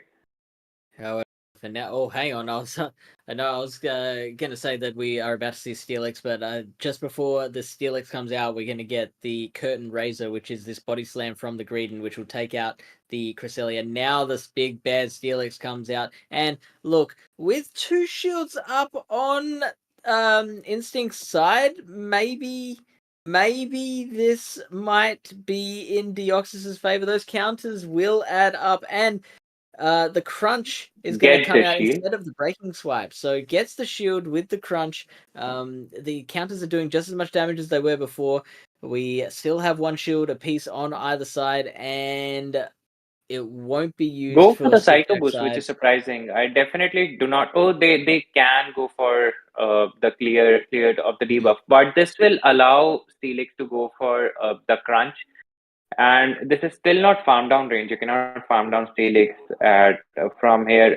Does not go for the shield, and they don't get the debuff, which is nice. But Steelix can go for breaking swipe next and lower their attack and basically survive one counter from the Deoxys on the Swampert and get on the move. Steelix does not get to the move, so this is gonna come in clutch towards the end because Deoxys aired ahead on a lot of energy. I was not counting, but definitely even with the debuffed Psycho Boost, the Swampert will gonna go down. I think they will need to do a catch on the Credent if they want to win. That's it. That's the play. That's what it comes down to. The timing has to be perfect. They're both going to want to either throw or catch at the right time. We get that first Hydro Cannon coming out from the Swampert. I think it was 1 short of a second one. Yeah, so this has to be very precise. Okay. Oh. Now, completely unnecessary. Because the Swampert does win CMP there, but I mean, still impressive nonetheless that Credent is going to take that damage from the Psycho Boost, and now the Swampert's going to come back out and say, "Oh, were you looking for me?" And can finish off that Deoxys with the Hydro Cannon, clinching that point for Hell Hydreigons, and they are pulling away. I think that was really, really close. That really came down to the wire, and they if not on the Psycho Boost, they definitely should have waited 1 turn. I know it's a very precise waiting on the fast move, but this is something that they had to do if they want to win that match. But regardless, it was very, very close from the players. So Hell Hydreigons are on match point now. It is 9-4.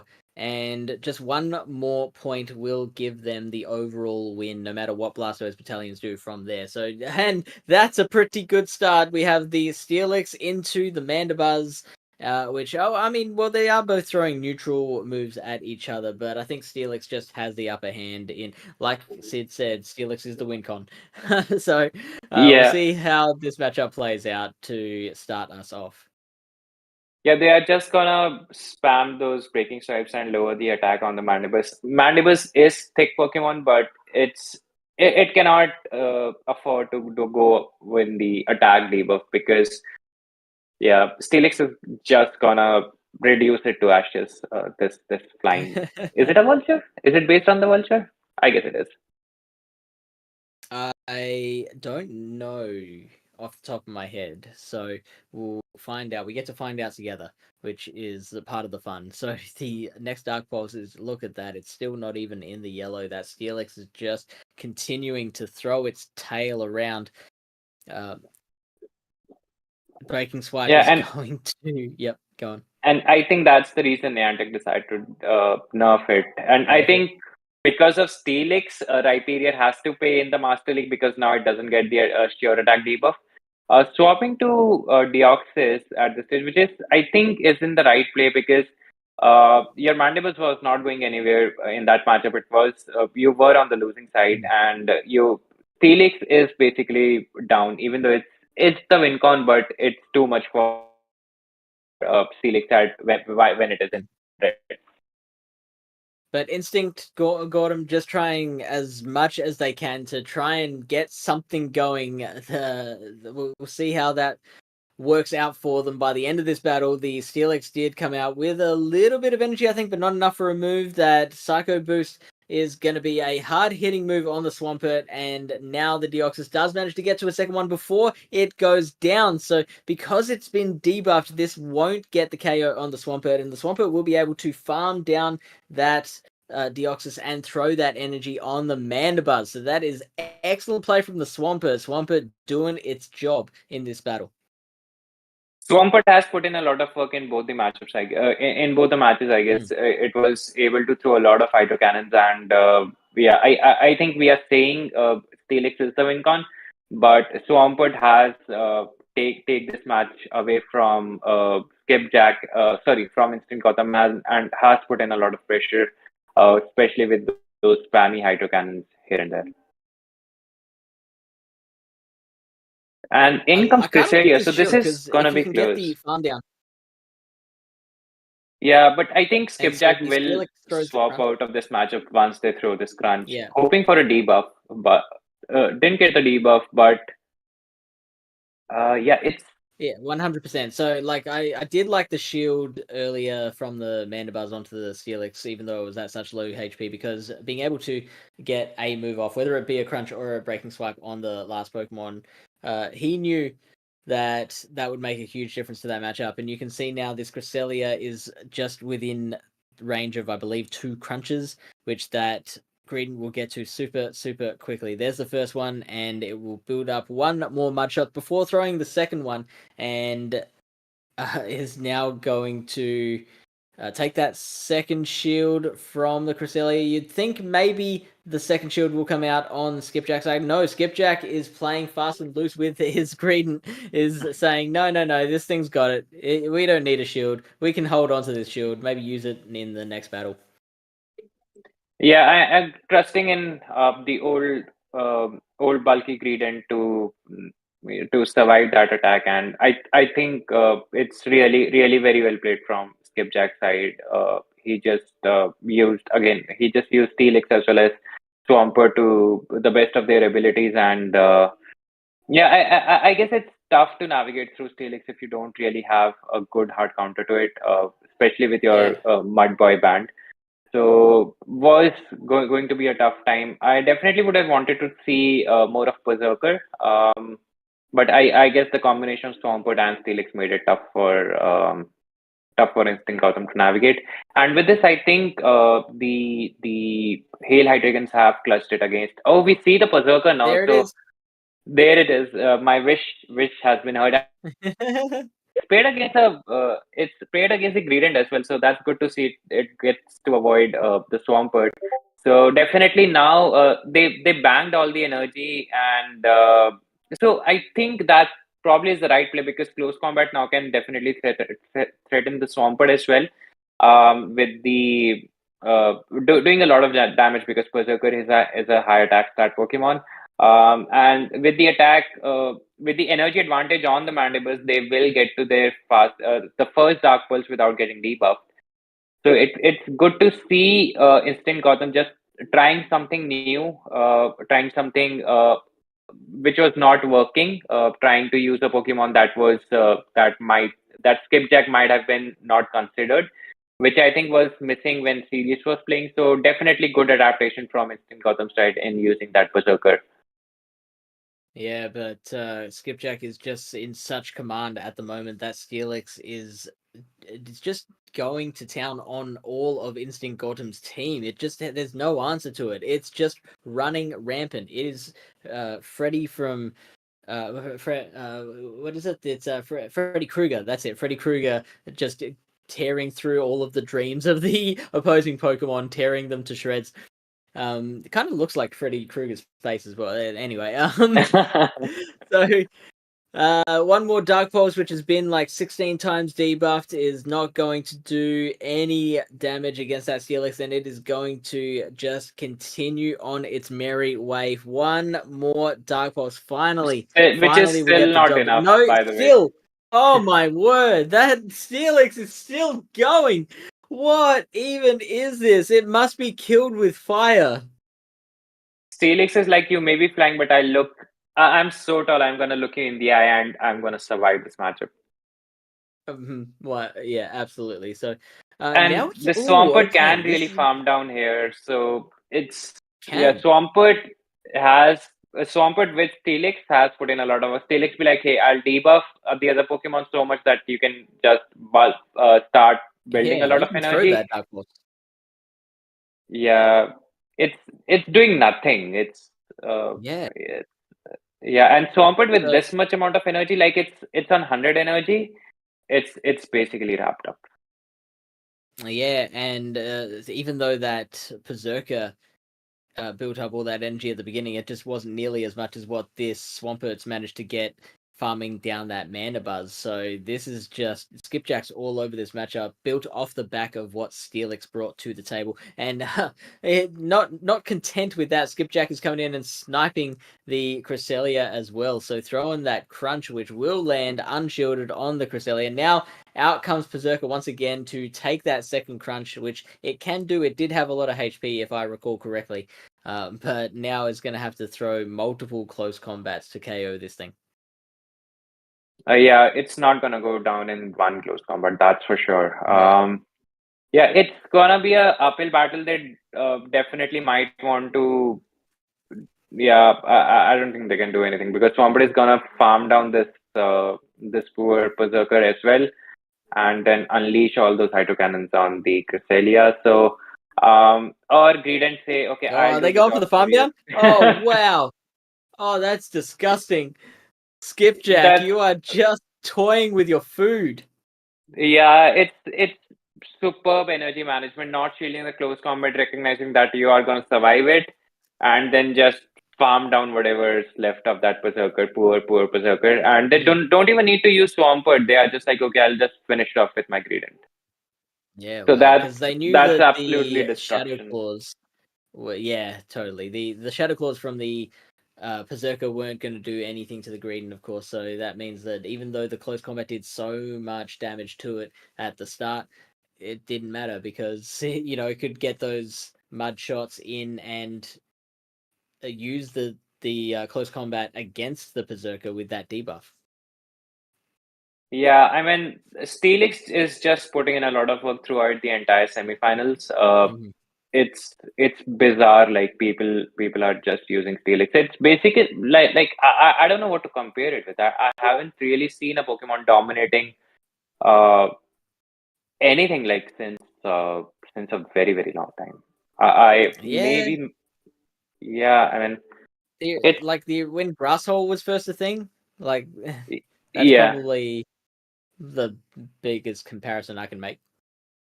Yeah, Steelix putting in a lot of work. I mean, not even a shadow Steelix, just a regular Steelix was like, okay, Mm. I don't need to lower my defense by 20% just to get what 20% buff. I'll just screw it through teams with whatever you give me.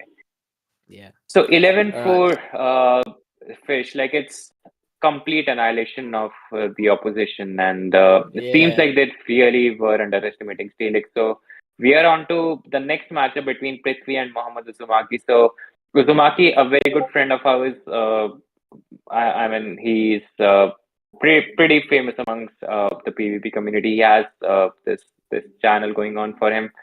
So great battler, great person, a very good friend. But he's up against Prithvi, who I must tell you, who has been undefeated throughout the entire group stages. He didn't Ooh. really lose a game until now.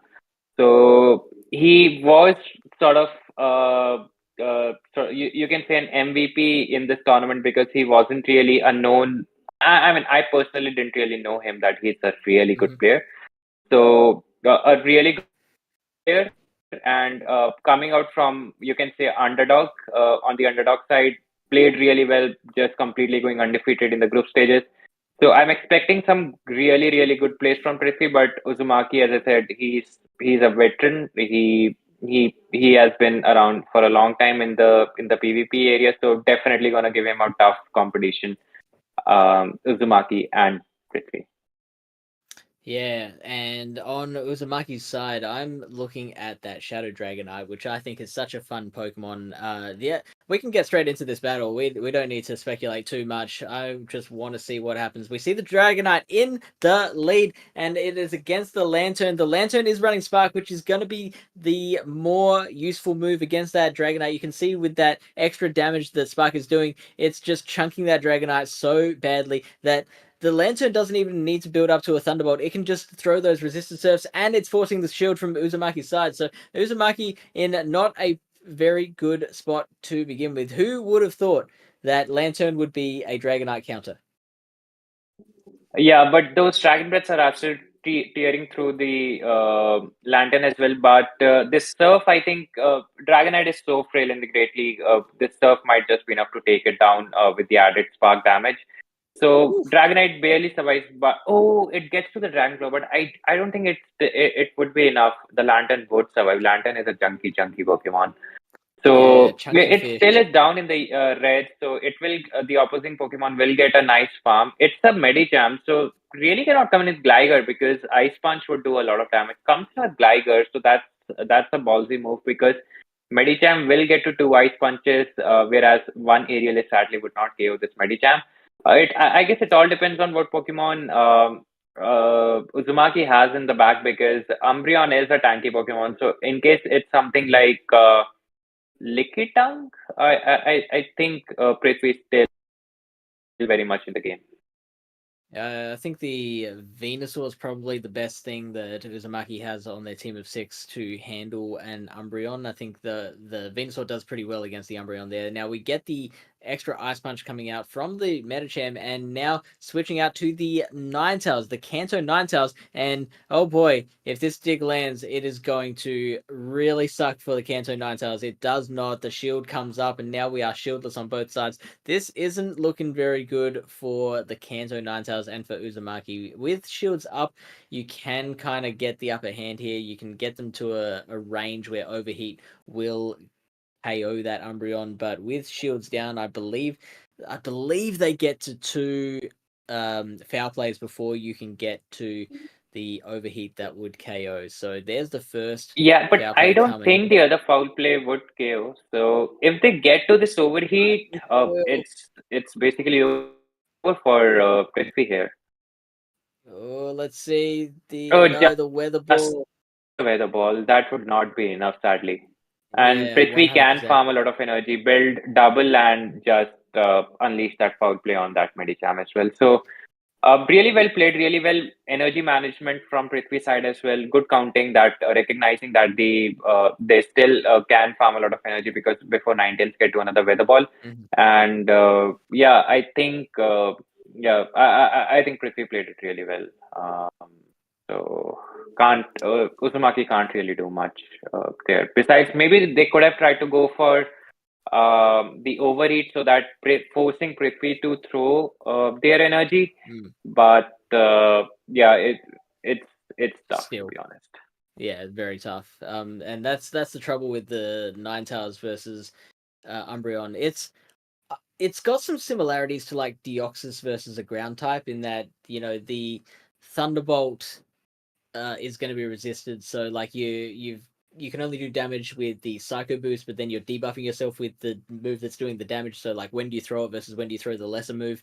So it's really tough to try and work that out. So we are into battle number 2. It is Lantern versus Medicham, a matchup that we've seen so many times. Lantern does have the upper hand with this matchup, but we see Medicham getting to that move first and throwing a dynamic punch. Maybe this Oh, won't be in Lantern's favor much anymore.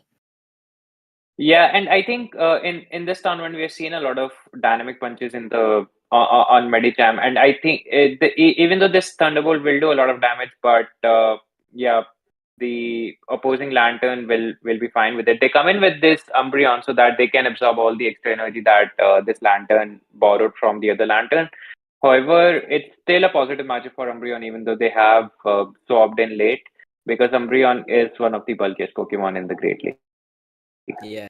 Absolutely, and it has energy to boot as well. So the first foul play is going to land on the lantern, and it will put it within range of the second foul play. Even if the lantern does get to a thunderbolt, that's not really going to matter. The Umbreon does get there first though, so it is 4 and 3 to each of those foul plays. 4 snarls and then 3 snarls. It makes it really formidable, and we get a shield from the lantern. So looks like Uzumaki is trying to build up to a Surf, then switch out to the Medicham. So that's a really nice play, and Prithvi has to throw a move before switching out his own Pokemon. I mean, no, can't switch out at the moment because that switch clock is not up yet.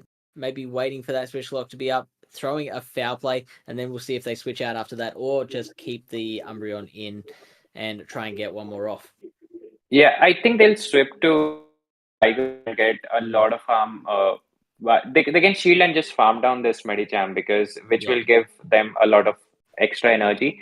And between Lantern and Gligar, I think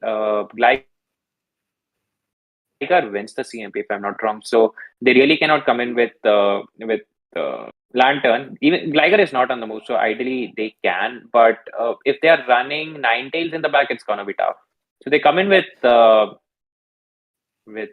Lantern only. So yeah, it's gonna be tough for Uzumaki, to be honest. I don't see. Oh, okay, they found a lot of energy, so they're at one more.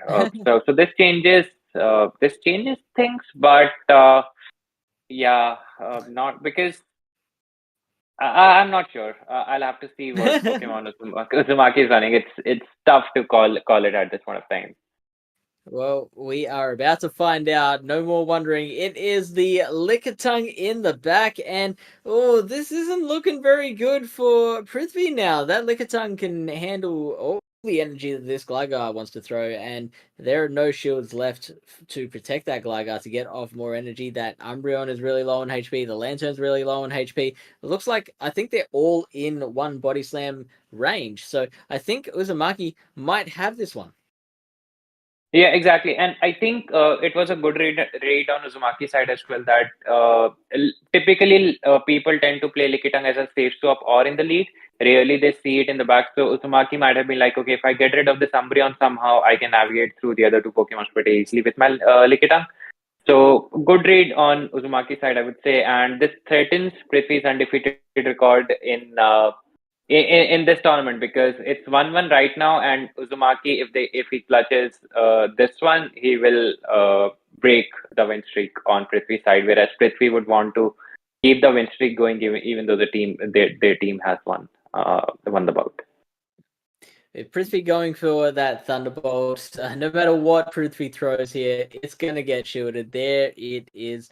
And the final move will come out to clutch that battle. So the score, I believe, is 12-5 on to the side of Hail Hydreigons. And we are about to get into battle number 3, our final battle of the night and our final battle before the Ultimate Finals.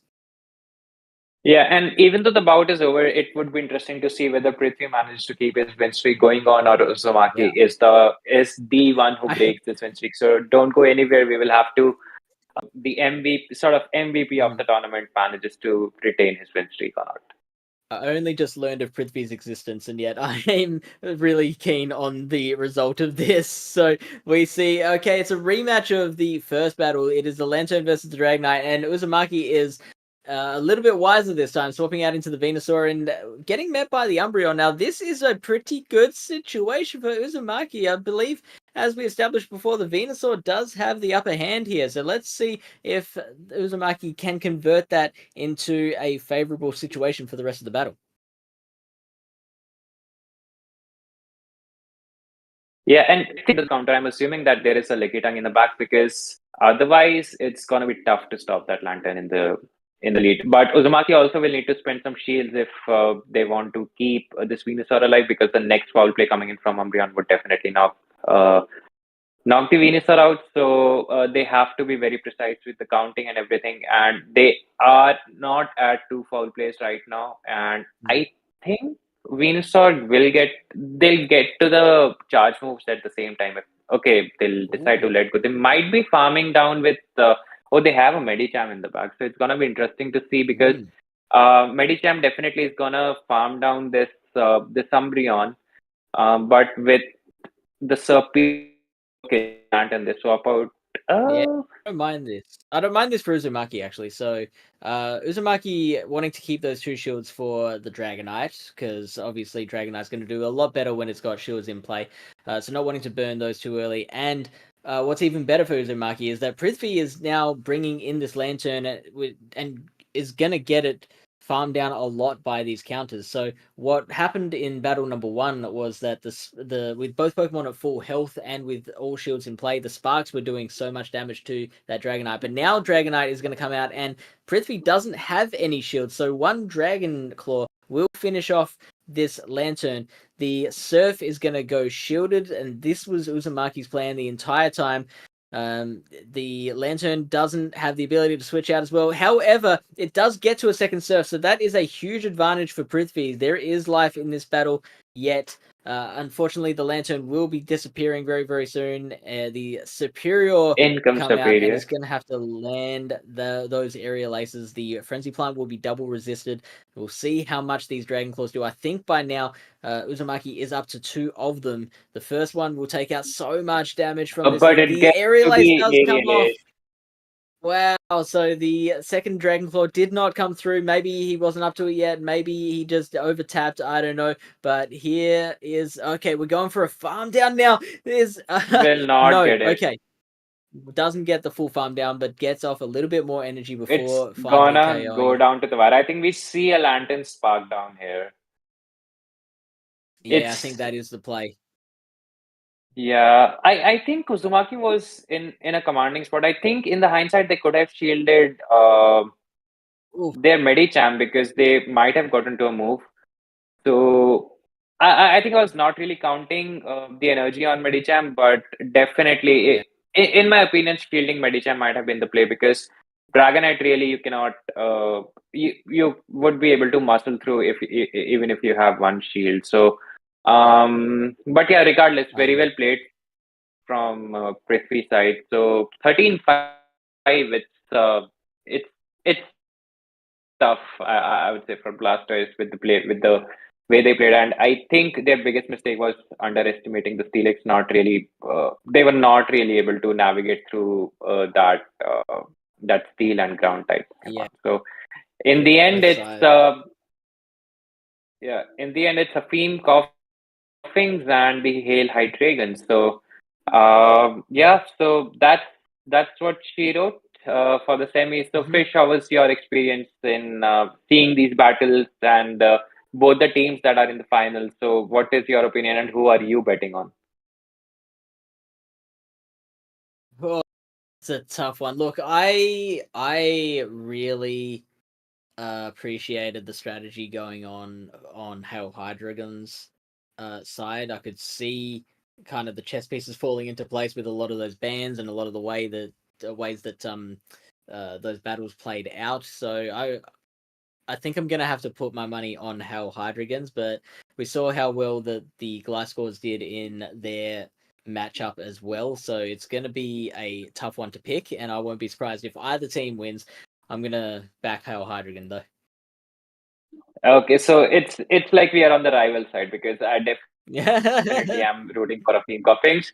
So let's see who takes the finals. But thank you, Fish, for joining and casting the entire semifinals. Really thankful for that. And yeah, any closing comments, Fish, on your side? Just make sure to keep an eye on the SidB server for notifications for when the final will be aired. So I believe you'll be tagging everyone when you have a date locked in, and I believe it will be taking place on VroomVroomPow's own Twitch channel. Am I correct in saying that? That's absolutely right. So it's gonna happen sometime during the weekend. Maybe the announcements will go through in a day or two. So, and yes, it's Fantastic. definitely on VroomVroomPow's Twitch channel. If it is not at 4 o'clock in my morning, then I'll be there. But otherwise, otherwise I'll have to catch the pod.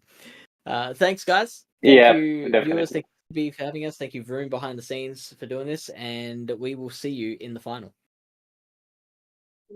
Okay, thank you everyone for joining in. Thank you, Fish, and see you. And take some rest, buddy. You are very sleepy. We have taken a lot of your time, pretty much the entire night from you. So sorry about that, but hope you had fun. No, it's all right. Streaming My these pleasure. podcasting. Thank you. Vroom, you can end the stream now.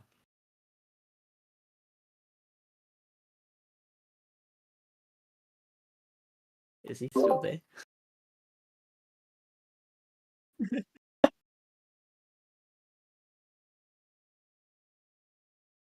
Is Vroom gone though? Because he's the one with the button. He's around. He's around. He's just saying, do you want to? Oh, yeah. No, I can hear you now. Oh, okay. You want to raid someone?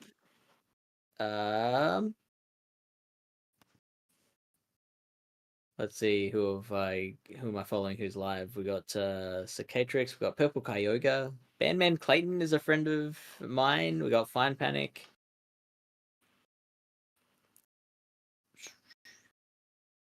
Let's go. Let's go with.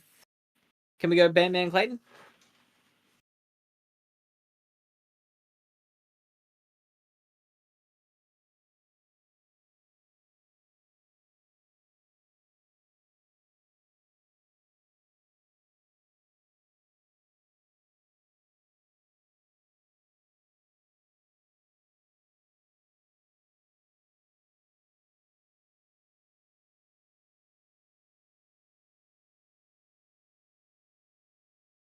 I can't wait to see how much people bid for me when I take part in the next GPL season.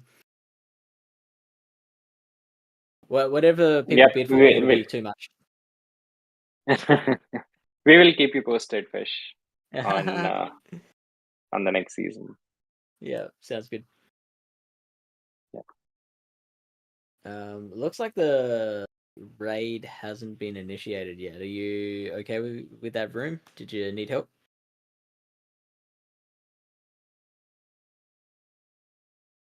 Yeah, because you're streaming.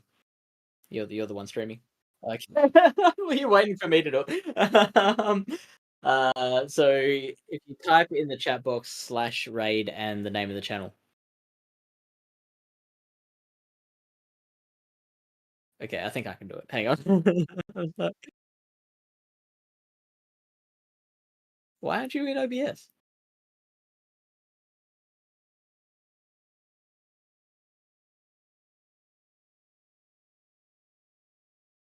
There we go. I've set it up.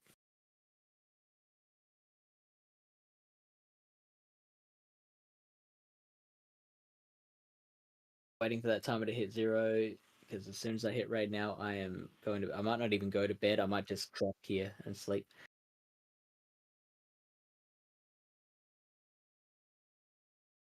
All right, we're done.